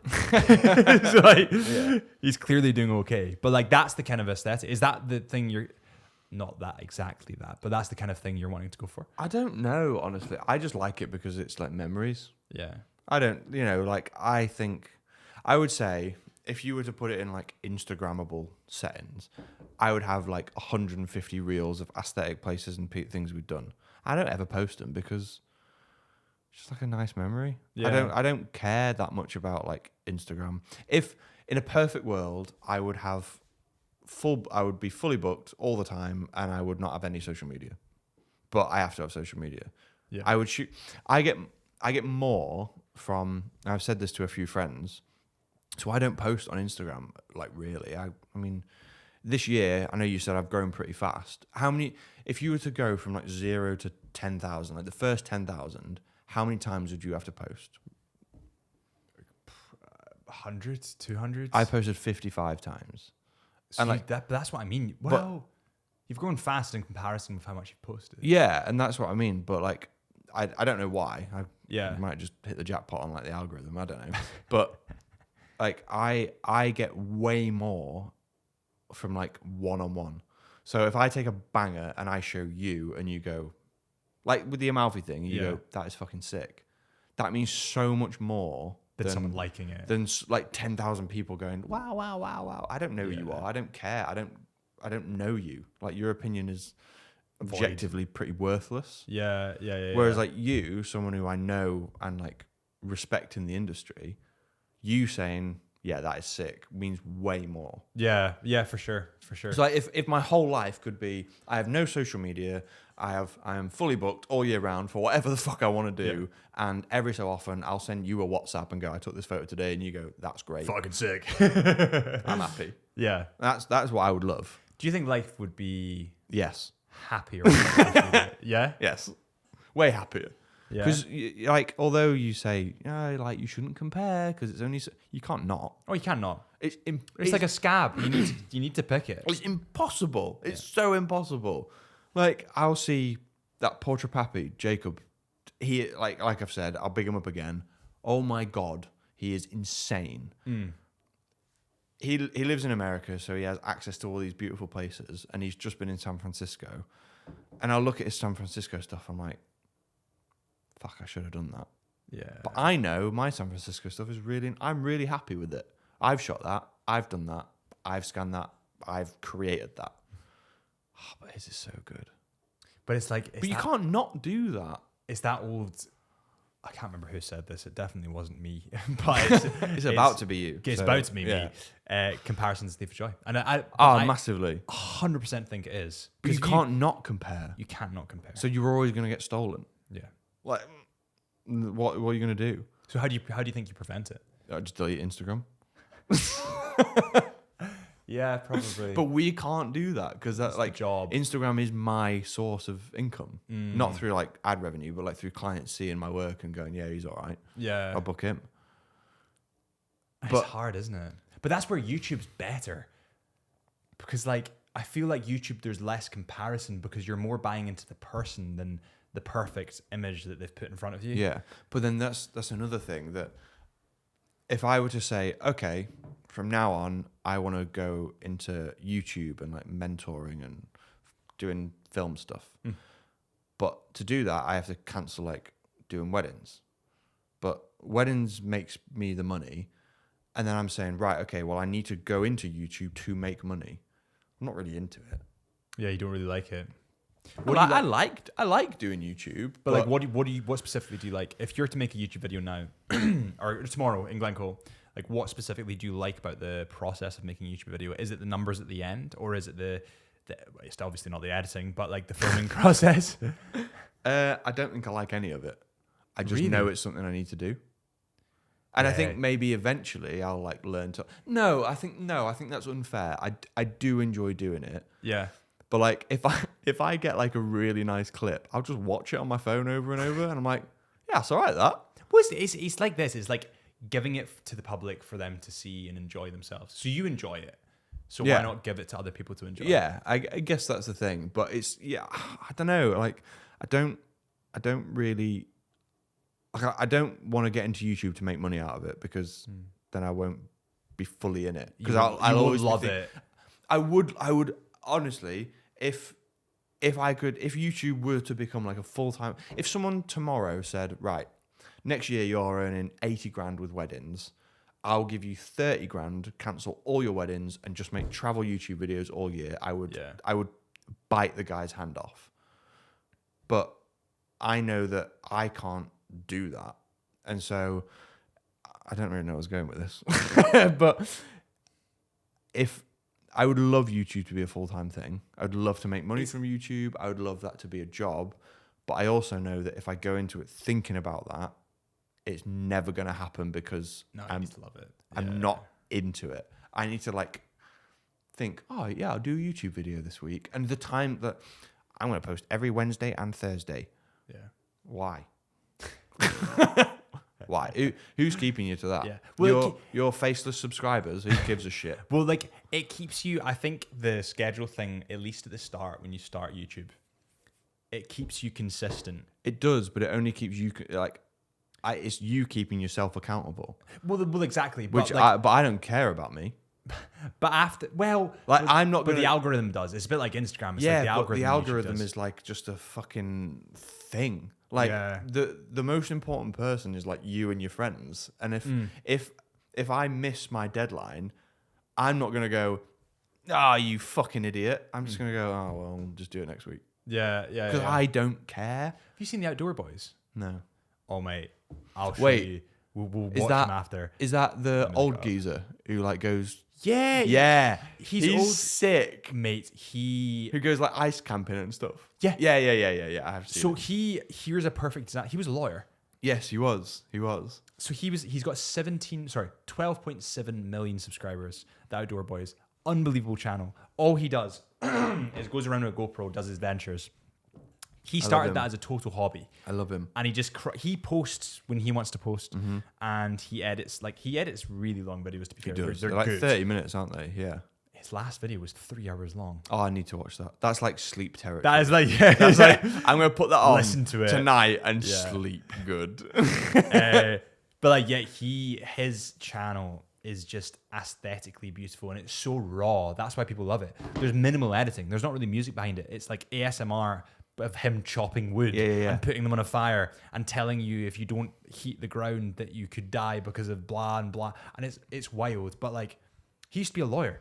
He just posts whenever he wants. And then he got into a schedule of posting and now I think when let's say my YouTube channel blows up and I start getting like income through it. I think then that once you've like achieved that and you're like, oh shit, like this is doable, I think that then becomes your fuel and like, what did I just say about like keeping yourself accountable? That becomes your accountability. Like, I know if I don't post 2 videos this month, I'm not going to make rent. Then, but like at the moment, I'm getting like, so I think the last video I posted got like 200 views. The video before, I had like a run of 3 where it got like 8,000, 12,000 and like 3,000. It's pretty good. Which was quite cool. But it was cool. Yeah. That's all I can say about it. Did you look at your retention graph? Do you know like how it did? Probably find it. Because So- YouTube's just like it's a beast like any other. All YouTube wants as an app is for people to stay watching your video and to click off to watch another video. I think with the retention thing, I got really disheartened because It dropped, that big drop off. yeah, That happens. I know it does. But Yeah. when it's your own video, you're like, that's not going to happen. People are going to watch all 12 minutes of this. doesn't work. But our videos do like, they always have big drop off. No matter what you post, they're always going to have relatively big drop off. Like I can show you. How do I find my retention rate? Sorry. Are you in the YouTube app? Yeah. So if you go to one of the videos and then just go to like overview of like the stats. So I'm on the video here, which got 8,400. Stick on it. Click on it. Stick on it. Click on it. Stick on it. There you go. So let's see. Is that from the YT Studio? Are you? Oh no, you're actually on YouTube. Yeah. All right. So you need to download the YouTube Studio. I might. Oh no, you have it. Wait. This is how bad I am at YouTube. Yeah, I've got it. So have a look at your retention. YouTube.com. That's like so boomer, isn't it? 3.3. Mate, your retention on almost 8-minute video is like 3 minutes. That's good. Is it? That's like 37%. But it's learning when people dropped off and why they dropped off, and then I think the video that's done the best. that's good. I did like a Pentax 6.7 Wait, let me have a look at it. review. Okay. And Reviews do quite well. And I think maybe the retention on that was like, you've spoken about the part that I care about. Exactly. Well, that's exactly it. Yeah, which is fair enough. Like, you've got 5 minutes average retention on that. Think about it this way: like on social media, the average retention is like 0.8 seconds. Really? It's something like that because people just go. Yeah, I suppose they do, don't they? They just scroll. Maybe TikTok's touch higher.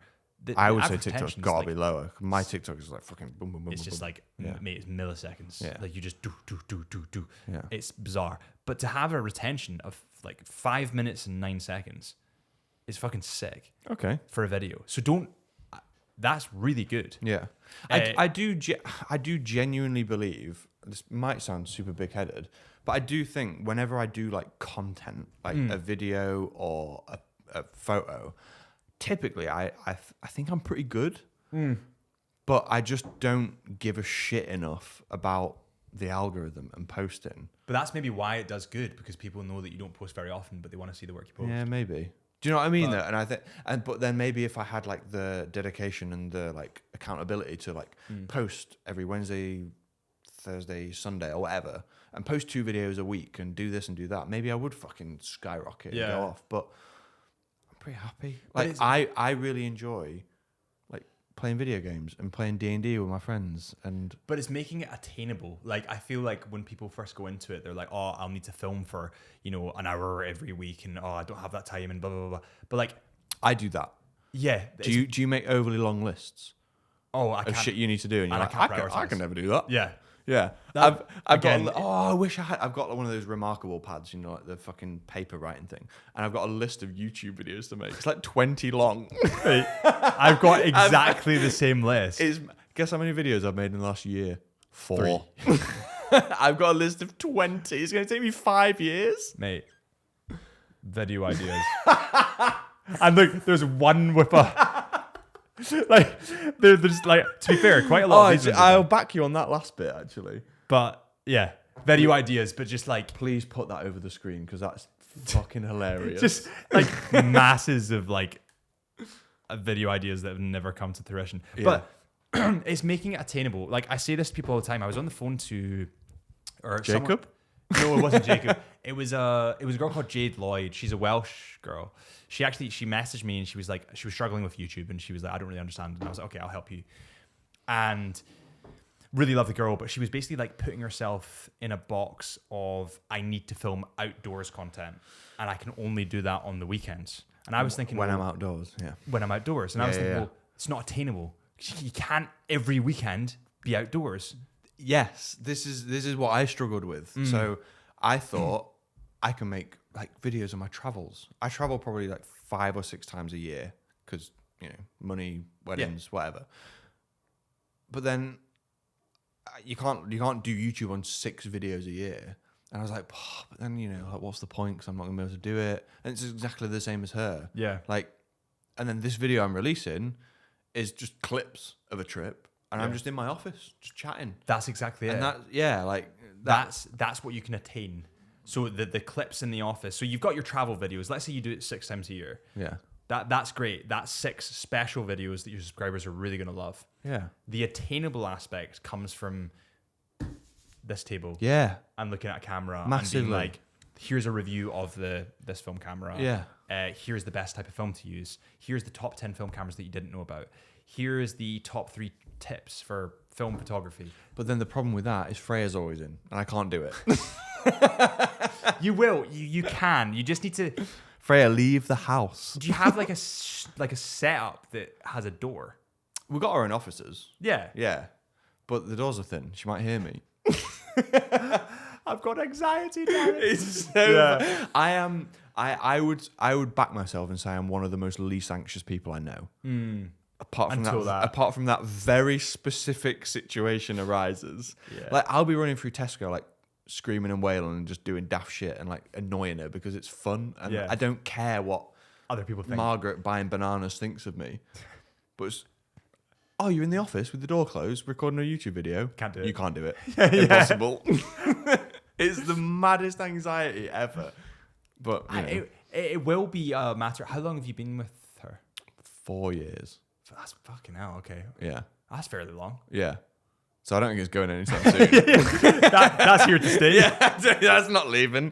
But although I did record the YouTube video of the Scotland, the retrospective, with her in the house, and that was a big step. Good. I didn't care. But it's just getting, like, I think with creative jobs, because it can be quite difficult, it's putting in a structure around it. Yeah. Where from, let's say, I don't want to say 9 till 5 because it never is, but let's just pretend, right? 9 until 5, I'm going to sit in front of my computer and edit, or sit in front of the desk and film videos, and force yourself to do it. Yeah. And when then you eventually, do those like days of filming, yeah, would you like change your outfit in between each video? and no one notices. Do you know? Because that's what stresses me out. It's like, oh, I was wearing a blue t-shirt in that video. Are they going to know that I recorded this all But on the that's same perfection day? paralysis. That's not like somebody watching one YouTube video is very unlikely to watch the next. That's also true. Yeah. So like you've got a video about a specific camera, and then you've got a video about a Lumix and you've got a video about a Nikon. The Lumix viewer is never going to view the Nikon. Unlikely. The Nikon viewer is never going to view the. Do you know what I mean? I've never thought about that. So it never. Honestly, Yeah, it doesn't. I've It never thought doesn't. about These specifics. I had a big Is conversation. that a Uniqlo tee, by the way? Probably. Yeah, big. Probably. But yeah, these kind of like tiny details, honestly, they don't matter. That's what gets you in it. It's the small details. It's Yeah. like, oh, I can't post that because I had a hat on in one shot Yeah. and I didn't in another. that's I what can't Josh was post. doing. Yeah. Yeah. You just can't. You just gotta like not be so perfect. Yeah. But it's hard when you're in. When people are in an industry where perfection is what makes brilliance in terms of shots and whatever it might be, naturally they're going to be very hard on themselves, and they're going to be like, "Well, that isn't perfect, so I'm not going to post that." But there's a line that after a couple of years doing this, you tend to overcross, and you think, "Fuck, like I've got a spot. I'm not going to post that because it's not perfect." Yeah. Nobody cares. I actually got over that this weekend. So I don't know if you know, I made a Scotland video, and because this spot here, it's like a recurring one that just Keeps coming up. pops up every so I've often. got one somewhere down here. Yeah, it goes away. I'm like, oh, brilliant. Oh no, it's back. And the Scotland video, it like popped and it was fucking bright red. And I was editing and I was like, I actually don't care. Yeah. Fucking everyone has spots, man. Yeah. Like, grow up. Yeah. So yeah, I got over that this weekend, which was quite a nice hurdle. It is nice as well. Like, a look at that. It is nice as well. Like, see, after a while of building especially on YouTube, there's like a community aspect. They're really supportive. Like Yeah. they truly are supportive. Like if you ever have, wanna like, show see you if some you're comments. open and honest, and they're just like, I'm really struggling with this. Like, I feel shit at the moment, or I feel bad at the moment. I've made genuine friends that have like called me up or like text me on Instagram or like whatever it might be. That are like really good people. Yeah. That have, like they're there to But support they're like you. random as well, aren't they? It's like, Yeah. I don't know you, but you're so Nice. like nice and thoughtful. Yeah. Yeah, it's lovely. I've had that a few times. So on the Pentax video, the review, with these cameras, so the way they work, well, I don't know how they work, but they've got a chain. Okay. So there's like a chain that runs along here. And is that what changes the film? Isn't it? I'm not really sure what it does. Right, Because okay. they can snap and they can still kind of work, but they do something. I don't really know what. But you can't take this. So the viewfinder can be interchangeable. So you can Okay. like look at it through like an SLR, or you can take this off and have like a Well, you're waist level. viewing the film. Yeah. Yeah. Yeah. Kind of like how it was in Scotland. last Yes, time I saw remember you. that. Yeah. But if you take that off without taking the lens off, the chain can snap. Oh. And I didn't know that. And in the YouTube video, I was like, so I love this lens, and took it off. And like this guy commented, and he was like, never, ever, ever take the pentaprism off with a lens installed because you can run the risk of breaking the chain. And I was like, oh, Didn't I know had that. no idea Yeah. about that. And then he just like, we had this like really long conversation about how he knows that and what it does and why it affects it. I was like, you've just put in like 2 hours of your life Yeah. responding to some random guy you've never met On YouTube. about a camera. What a guy. Yeah. It's lovely. It's bizarre.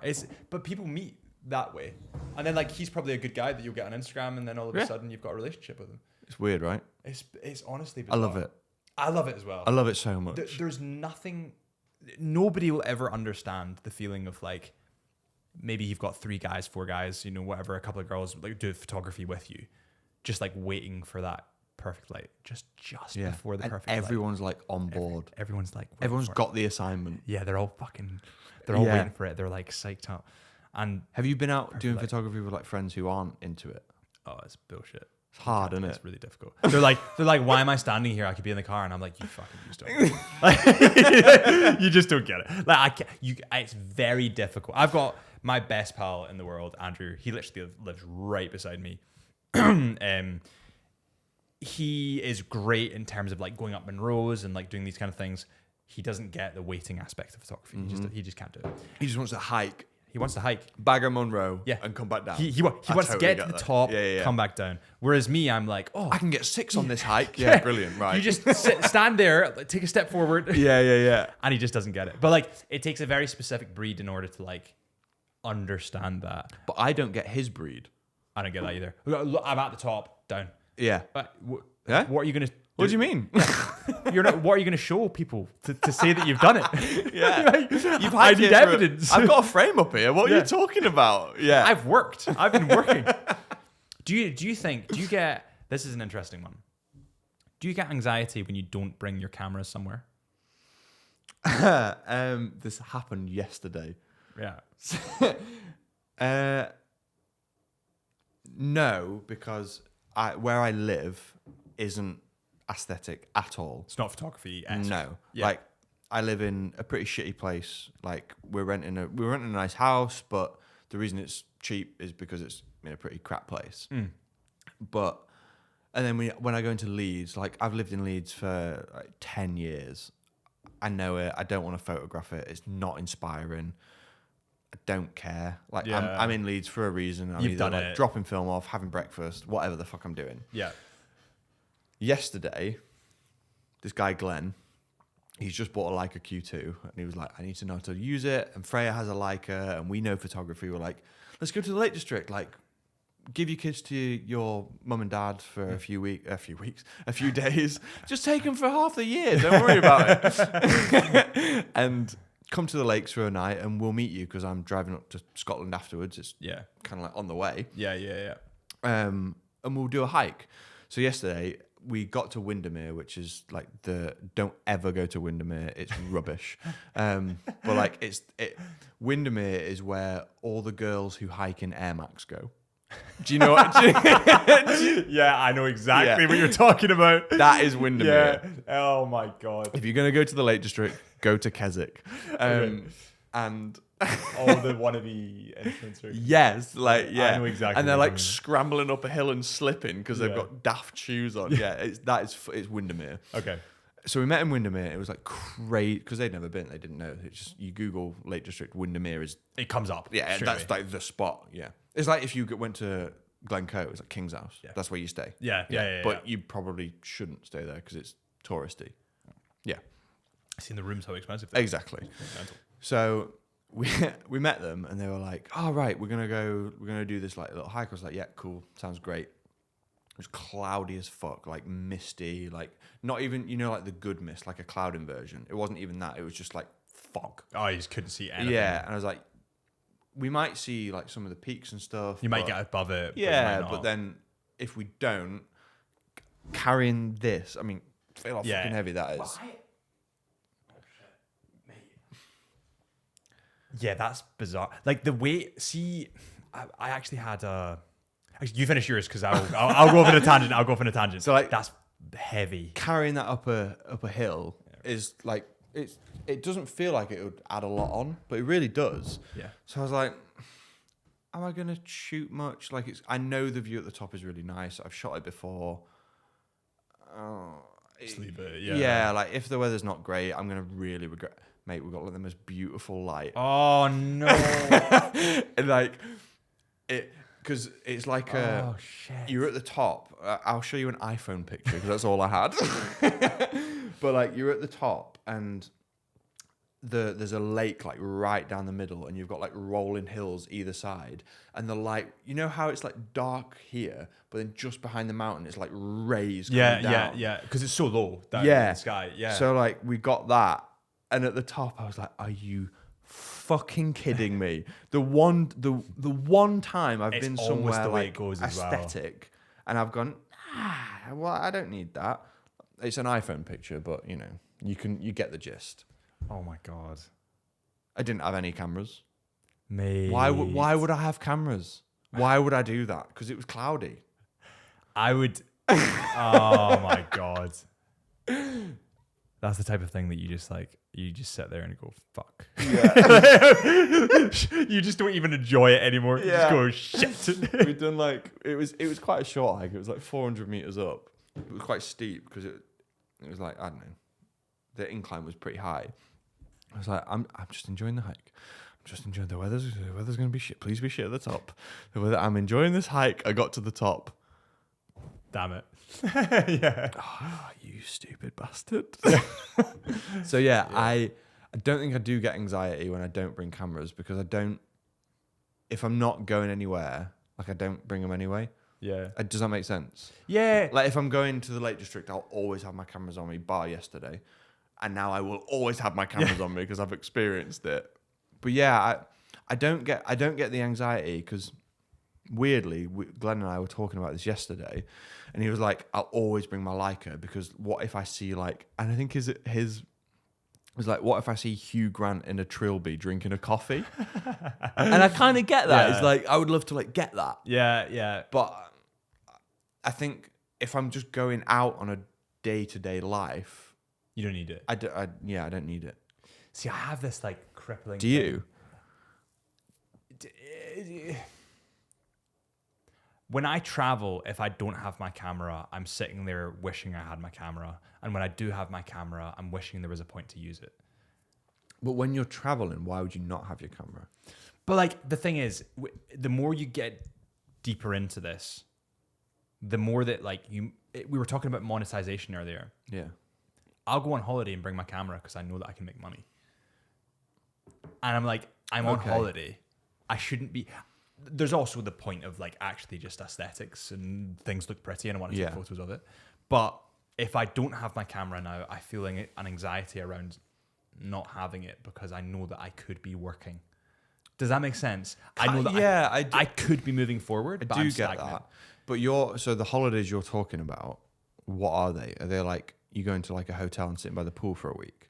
I can't do that. No, exactly. ADHD, I cannot do that. So like the holidays, I went to Bali with my sister. That was one, and it was just me and my sister. But you took your camera. I brought my camera. Yeah. And I literally went off for like maybe 3 or 4 days. But that's your enjoyment. Did you have a good time doing that? And yeah, and there was no monetary value off of it, I suppose. But I feel like I just don't like not having it. And I get that, but like whenever I go away, I always have it because my enjoyment comes from it. Like we said earlier, you can't monetize every hobby. And the way that I keep it separate is weddings is my income, travel is like my enjoyment. Yeah. And I want to photograph the travel stuff because I want to photograph beautiful places and I want to see beautiful places. And I almost feel like if I have a camera, it's like an excuse to go somewhere beautiful. Exactly. Yeah. So like, all right, we can go to. I agree. Maybe I am ADHD, but I couldn't sit by a pool for a week. Oh no, it'd kill me. But like, yeah. But like, all right, we could go to Malta and sit by a pool and go to the beach, or we could go to the Dolomites and see tons of different spots. Yeah. And like, that is what I want to do, and that is what I want to photograph for enjoyment. And my partner feels the exact same way. So there's never a point where we're like when we're thinking about trips to do. We're like, where would be sick to photograph? I literally booked Silhouette. It's this really. I'll show you it on a map because it's really bizarre. Last night with my girlfriend. Yeah. And we were sitting there like, right, whale sharks are here. The jellyfish lake is here, which would be sick to shoot. If we go down a bit, there's these cool islands, which would be sick in a drone. Yeah. Like, literally. That was the. But I would argue, in a way, photographer and videographers. Let me show you Silhouette first because it's in the middle of fucking nowhere. It's wild. I've actually pinned tons of stuff. So see, Bali's there. Yeah. Silhouette's there. So like, see where Borneo is. How did you get there? 32 hours. I'm not doing that. 32 hours on the plane, and that's not even us there. That's us in the airport that we can get a local flight the next day to get to the place we need to be. I get it might be pretty. I'll just look at your photos. Send me some pics. Yeah, I'll be like, yeah, that is nice. But the harder you work, the less people have those photos. Yeah. But like, I would argue that photographers in general enjoy landscapes more because they set up their tripod. Most of us have anxiety about being there late, so we get there wildly early.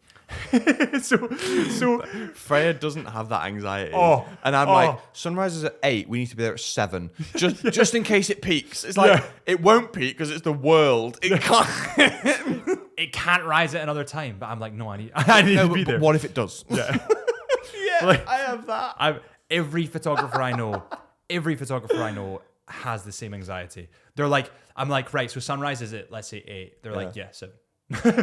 Yeah. Do you know what really pisses me off? Is every single time she's right. So she'll be like, well, yeah, it rises at 8, but the way it rises is over a mountain. So it's going to actually be like, 8. It's going to be like 9. Yeah. I'm like, well, let's just get there for 8. I'll push it back an hour, so we'll get there for sunrise at 8. She's like, all right, okay. And we're sat like fucking shivering, waiting. And I can just see her like darting at me. I'm like, yeah, okay, you were right again. But to an extent, like, see the moments like that, the shit bits, are where the enjoyment and the memories come from. Oh, massively. So you'll sit there waiting for a sunrise. You know, like, fuck you, Chris, you were wrong. Yeah. And then you like have a bit of banter, but you sit there, you look, you observe, it comes up, you enjoy. Yeah. Whereas people that go up the Monroe, a bit like my pal Andy, and just come straight back down, they get to the top, boom, done it, down. Yeah. Like their endorphins come from getting to that point instead of experiencing that point. Does that make sense? Did you hear about, on the subject of film and porn, did you see porn? Did you see there was a TikTok that came up, it went really viral. Well, I mean, I think she has gone really viral. She's called Bonnie Blue. 1,000 people. Was it 12 hours or one day? 12 hours. She's like, Have you seen the behind the scenes of the like the room afterwards? is it just chaos? Oh, mate. Is it just there's disgusting? Well, I say thousands. There's like 1,000 condoms just like slung across this room. I think I saw it on like, I think it was like the Daily Mirror or something. Yeah. It was like, look at the disgusting behind. I mean, it is disgusting. Of the behind the scenes of this shoot, and it. Jesus Christ. How could you degrade yourself? I don't know what age Bonnie... Let's look it up. She's 25. Mate, she's going to regret that. What's next? What? I get. How do you Here we up go. that? Like, how do you scale that? Well, you don't scale it. Like, you get depressed and you. I don't want to say the next bit, but like, you. All right, she's earning millions. She walks around... Imagine she has kids. Those kids can never go to school. No. I saw your mum get railed by 1,000 guys. It's she. Yeah. Like, is she okay? Like, No. the day after. What do you do the day after that? If that was me, and if that was me, such a fucking guy. What a guy thing to say about women. If that was me, I would just cry. Yeah. I would just be crying. But it's like, the fact you can't go anywhere. Like, you cannot... She's on the news. She's on the... You were saying the Daily Mirror. She's on BBC News. Like, we were looking that up. Like, no matter where she goes, she could cure cancer, and she'd still be known as the girls that slept with 1,000 guys in one day. Like, I get you're earning loads of money. You're earning loads of money. But is it worth selling But your soul? at what cost? Yeah. You know.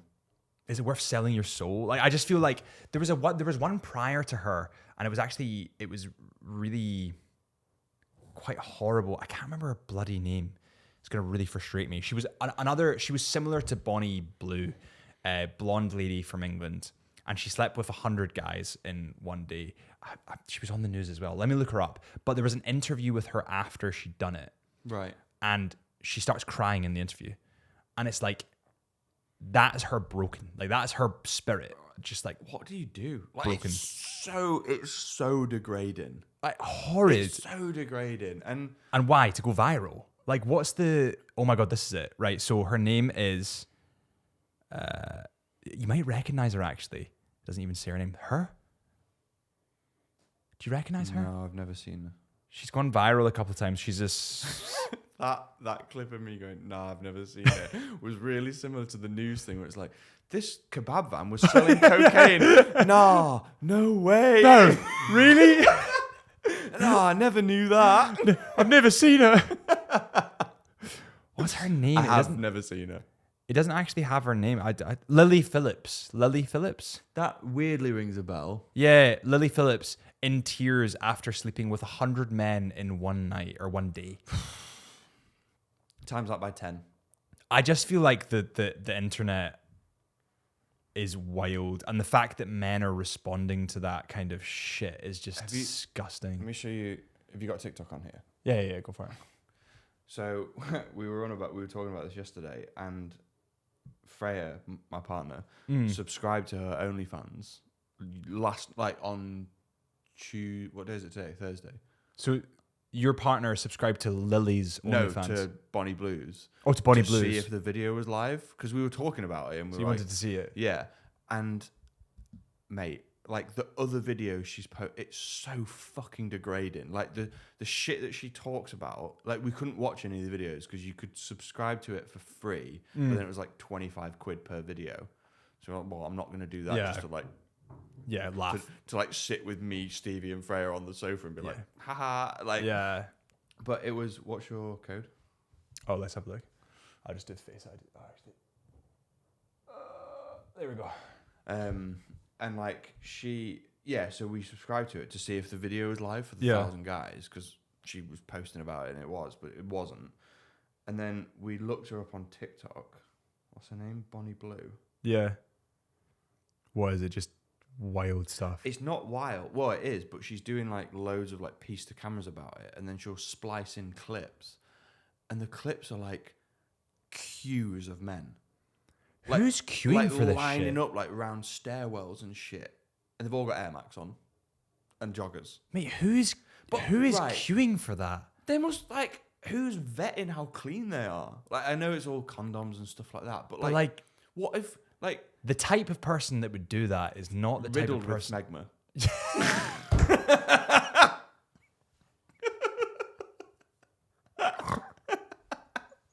It's just not the type of person you want near you. It came up and said no results, so I don't know why.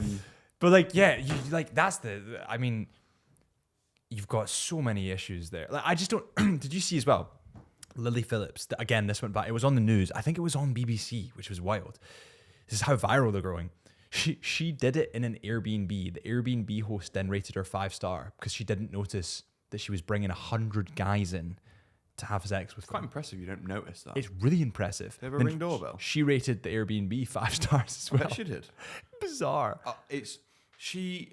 What happens next? Okay, yeah, all right. For your 20s, your 25, till you're 35, you might make 100 million. Now what? Yeah. So you've made, but the thing is, right? You've made your 100 million. Okay. So let's say you've got 60 million because you give 40% away in tax, roughly. Yeah. You've got 60 million. You buy yourself a nice house. What guy? I'm not being funny. Is gonna be boyfriends with that? It is kind of like, but you've got all the people who be like, oh yeah, but you should never tell like a woman what to do with her body and stuff, which is so true. But is there a limit? But to I'm not being. Yeah, but like I'm not being funny. Like I don't care about how many 1,000 people you guys slept with in a day and bragging about it. Yeah, I when me and Frey got, I don't care. Yeah. Do what you want. Past is past. You can do what you want. You're a human. But if Freya said to me like, I've slept with 1,000 guys in 12 hours, I'd be like, or you looked her name up online. No, I don't think Yeah. I'd like not to pursue this any further. Thank you. But I feel like somebody that's doing that kind of thing, 1,000 guys in a day or 100 guys in a day, or even maybe 10 guys in a day, like whatever it might be, there must be underlying issues there. There must be. Is it underlying issues, or is it like getting swept away by the like virality Media. and media and money? Well, that's a point. She knows that if she does this world record, mental that that's a world record, by the way. Like, can we not phrase it as world record? Can we just be like, she's done this? Yeah, whatever. it's not great. Yeah. Don't Bonnie do it. Blue breaks world record. Like, it's not something you want to break. It's not an exciting world record. I've not like collected the most yo-yos. Like, it's like I don't know what you're doing, and like, I just don't. It's weird. It's bizarre. I just think the whole industry though is like there's people on. There was a podcast I was listening to recently, and it was about I can't remember the name of it, but it's like a dominatrix. The lady is a dominatrix, but they're in charge of somebody's money. It's not like they ever have sex. It's not like they ever send nudes. They're just in charge of the guy's wallet, and they'll just say, "Transfer me 500 quid" or "Transfer me $1,000." The guy gets off on that. That's like a thing in America. I say in America, it's probably in the UK, but America's where I saw it. There's a lot of filthy blokes. It's just bizarre. There's a lot of guys who get off on weird shit. It's just like why would you spend 500 quid and like not like it? Do you think that the percentage of like weird guys who get off on weird shit, it feels like it's a lot greater than women, like weird women who get off on weird shit. Oh, 100%. But I also think I've never heard of a woman transferring anyone 500 quid and getting off on it. Nearby. Do It's women bizarre. buy feet pics? I don't think they do. Feet pics. Yeah, do women buy them? I've got a funny story about that. Oh yeah. So not about women buying them. My friend, I don't want to name anyone your here. friend, yeah. There was a girl I knew from Aberdeen. Oh yeah. And when she was at university, she used to live in this flat block with like 2 uni students. Uh-huh. And they had a flat block messaging channel. So there was like, I don't know, 20 people that lived in the block flats, and they were all in this one WhatsApp group. One of the guys, an older man, messaged her. Oh no. Because he must have had her number from that WhatsApp group. Oh no. And goes, "I'll give you £100 per foot picture you send me." Is that per pair of feet or per foot? Per like picture. So like he would tell like her 100, 200. Yeah, I'm guessing it's both. But he would essentially tell her what pictures to take, as in like what stance to I don't know what you would do with your feet, but like how to angle them and all that kind of stuff. And every time she took a picture, he would literally transfer her, and she did it. I'm all for that. She made like thousands. I am all for that. And she never met the guy. Yeah. Lived in the same brilliant. flat. That's so good. Bizarre. Yeah. I don't mind that at Bizarre. all. Like, that's great. But that doesn't hurt anyone. Nah, it's just a pair of feet. It's a pair of feet. But also, like, selling pants. Do it. Is that a thing? Oh, yeah. Is Like, wear your underwear for a day and then sell it online. Is that a thing? Look at him. I've never heard of that. Look at him. I've never heard of that. Look at him. I've never heard of that. Is that like a thing that guys? Yeah. I'm guessing that's guys, not Of girls. course it's guys. Is that guys? Yes. It's such a guy thing, isn't it? Anyway, film photography. Transition. I was actually going to ask you. There's a couple of questions I want to ask you before we cap it off. We've literally spent 4 hours and not spoken about this once. It's bizarre. What are the best film cameras, do you think, in your opinion? Because I can see this one, which is, I'm guessing, your So favorite. this is like my favorite camera in the world. Why? So, I got really done by the sound of it. Okay. So this camera, it didn't go viral. I think it went like sort of niche viral. So it went viral in a way of film photographers would see it and you'd be like, ooh, hold on. It's going to cost me £4 to do this, so be quiet. But this is what it sounds like. Oh, that's sick. It's lovely. That's sick. That's really cool. That's the only reason I bought it. How much did you spend on it? It was 1,200 quid. Okay. But, so this specific camera, so these go for about £900. They're quite reasonable. And this was 1,200 quid, and it was from a guy from eBay, and he lived in Brighton. And I'm in Leeds, which is probably a 5-hour drive, I would say. And my partner's grandparents live pretty near Brighton. So, Right.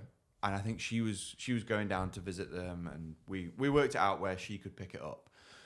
But this guy, so he has loads of these. This is a Pentax 6.7, and they're really renowned for breaking. What? Because of that top? Do you remember you talked about that earlier? The top bit, you take it off, and then it's not. They're just like, there's a few bits in it which are a bit dodgy. Like, right. They're from 1960, so also it's gonna break. That's from 1960. 1969, I think this one. Holy shit. So it's an old camera. It's like a car. Yeah.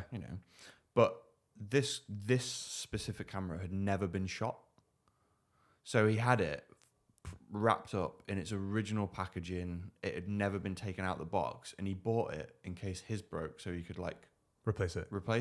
But his never broke, and he had his for like 5-6 years, and he was like, it's fine. Yeah. He's had it serviced. It's got absolutely nothing wrong with it. So he just decided to sell this. So when I got this, I saw it on eBay, and I was like, do not fucking sell that camera. My girlfriend will meet you at this service station tomorrow with cash. Yeah. Be there. And he was like, yeah, cool. All right. Got it back, and like it was in its original plastic. Oh my god. So like unwrapped it, and it was in like pristine, perfect, pristine condition. It came in like this beautiful red velvet box. Like, it was unreal. Yeah. Obviously now it's been shot loads. But yeah, I think I heard that shutter sound. Yeah. I was like, I've got to get it. It's something that you can't replace, that sound. Yeah, and it's like, as far as medium format cameras go, it's probably not the best, but it's just, I don't know, I've like grown an affinity to it.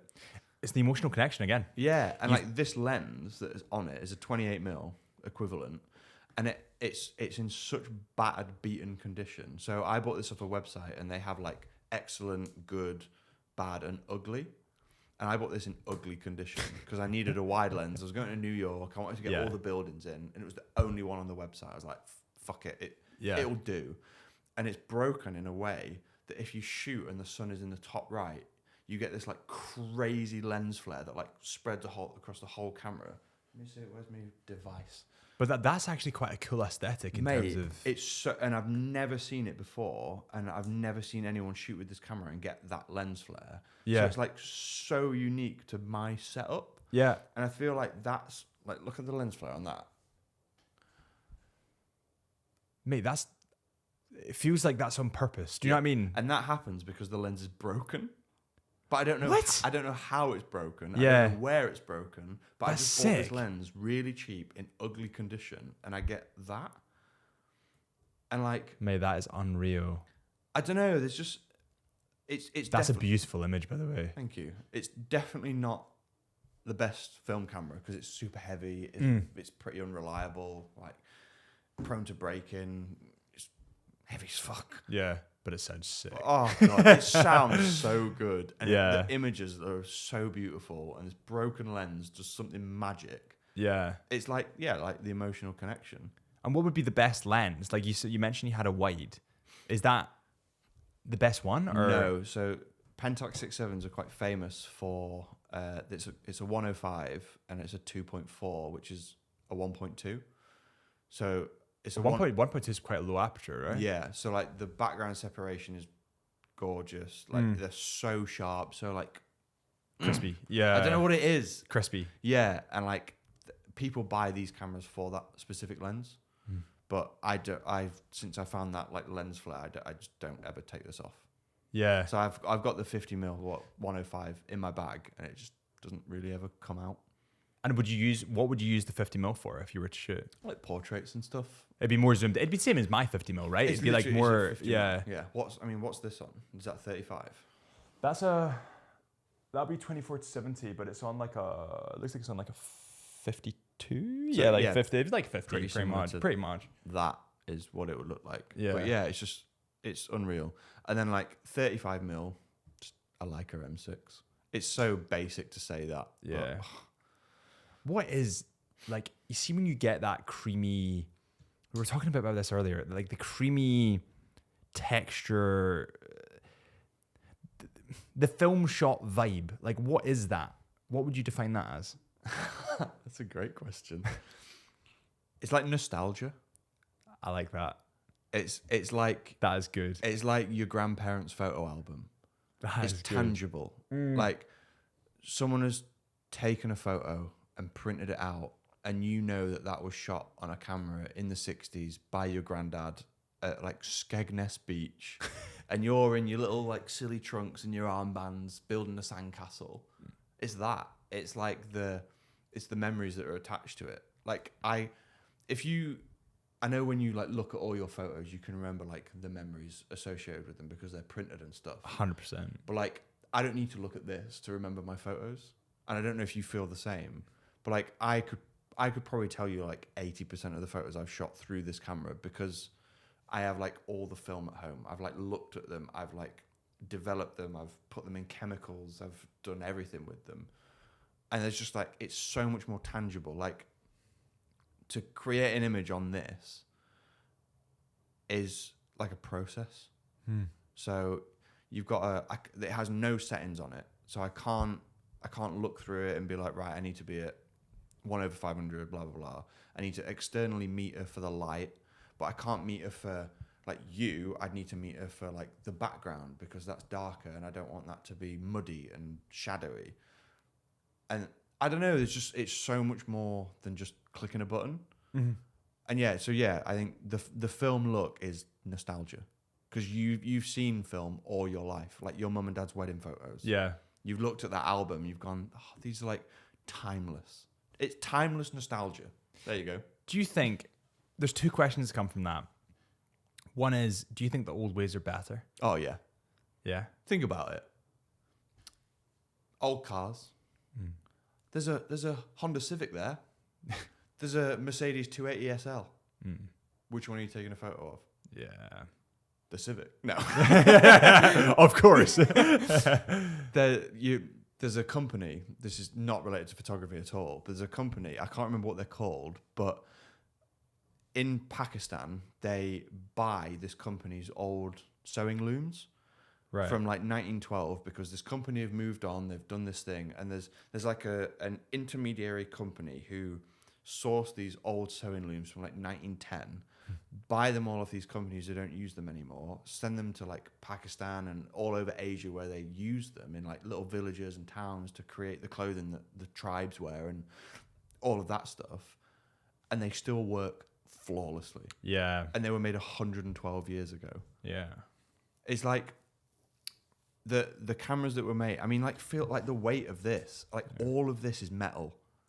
Your cameras. It's well built. It was like an old building. Yeah. Like the old builds never have any problems. The new builds always seem to be fucked.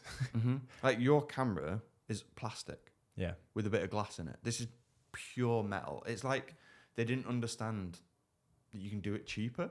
Yeah. Do you know what I mean? Yeah. It's either yeah. plastic like wasn't big, or they were just like, well, why would we do that? Yeah. This is going to last for years, so let's. You It's want like to make it last for years. You buy cheap, you buy twice. Yeah. I don't think people in the 60s understood that. Yeah. So they were just like, well, we won't make anything cheap then. We'll just do it all expensive. Yeah. As part of it, I think as well, I don't know how you feel about this, but with film is the excitement of waiting for your photo. It's not the instant gratification. Yeah, and it's like the thing I love about shooting film. When we go away, when we used to shoot digital, we would go to Iceland and we would shoot. So we did a campaign for MPB. We would go to Iceland, we'd shoot all day. We'd get back to the hotel, and I would be so excited about the images. Yeah, that data transfer. I would download them. Yeah. And I would like look at them, and I would edit all evening. But like, you've got not Reykjavik because you're not typically there when you're doing these shoots, but you've got like the whole of Reykjavik to explore in the evening. Go to a jazz bar, enjoy some food, have a drink. You're in the Dolomites, like go to Cortina, have some pasta in the square while listening to like a guy play the accordion. No, I'm editing my photos. I can't physically do that when I shoot film. So it forces you It to forces be. you to be like more present. Yeah, So, yeah, like, yeah. When we met in Scotland, I took one photo in the presence of you. Can I just explain that? Because that was just the most bizarre thing.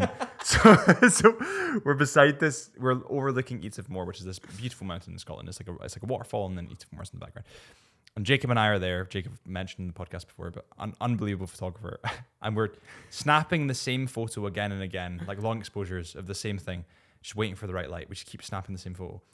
And you came over, said hi to us, took one shot, and just went, "That's me done." Just like, what? And we were like, what? We're just like taking the same photo again and again and again and again and again. It was just like, oh yeah. And then that allowed me to like Enjoy it. enjoy being like looking at this, because I think like, you know, phones, cameras, social media, you don't like take it in. Yeah. Well, you're living through the screen, right? Even digital cameras like that, you're living through the digital camera. You're not putting it down and actually like looking around. Yeah. Whereas like once I've taken a photo, I don't want to double up because it's like £4 a photo, which is quite expensive in the long run. But I can just see it. I can just look at it with my eyes. Take which it is in. great. Yeah. So yeah, it's like it makes you way more present. Yeah. We can try, you know what we can try tomorrow? We can try Glen Etive as well. Because Glen Etive, you know where Skyfall Road is? Yeah. So that's I took that photo last time. Did you? It came out shit. Yeah. Oh no. What happened to it? Yeah, I just wank. It was just a didn't bad come out. photo. Yeah. I just didn't do Wrong a good angle job. or yeah. like- No, I don't know. I just didn't do a good job. I mean, enough. maybe other people who've never seen it would be like, "That's beautiful." Yeah. But to me, I was like, "Nah." Yeah, you can do it better. Yeah. The good thing about that is there's not really like prime light because it's between think- two valleys. I think the thing that annoyed me about that actually was I'd seen Skyfall. I was like, Yeah. that house at the end is mega. It's fucking CGI. yeah. There's no, I got yeah. there, and Ben was like, "Yeah, this is it." There's no house at the No, end. there's no like old mansion. Yeah. Well, yeah, because CGI. They made it down in England and they blew it up. It was like a set house. Brilliant. Thanks, guys. I was so upset. I was so upset because I thought that was going to be. They were actually planning on filming the James Bond movie, or at least that scene with Skyfall, near Crinan Harbour, which is like 2.5 hours away from here. It's like kind of on the way past Loch Lomond-ish is where it is. And they were going to film it there, and they'd set everything up to film it there, and then they just changed their minds, and like they must have put like $1 million into just setting everything up, and they just fucking ripped it down. Just they started again. Thanks, guys. Bizarre.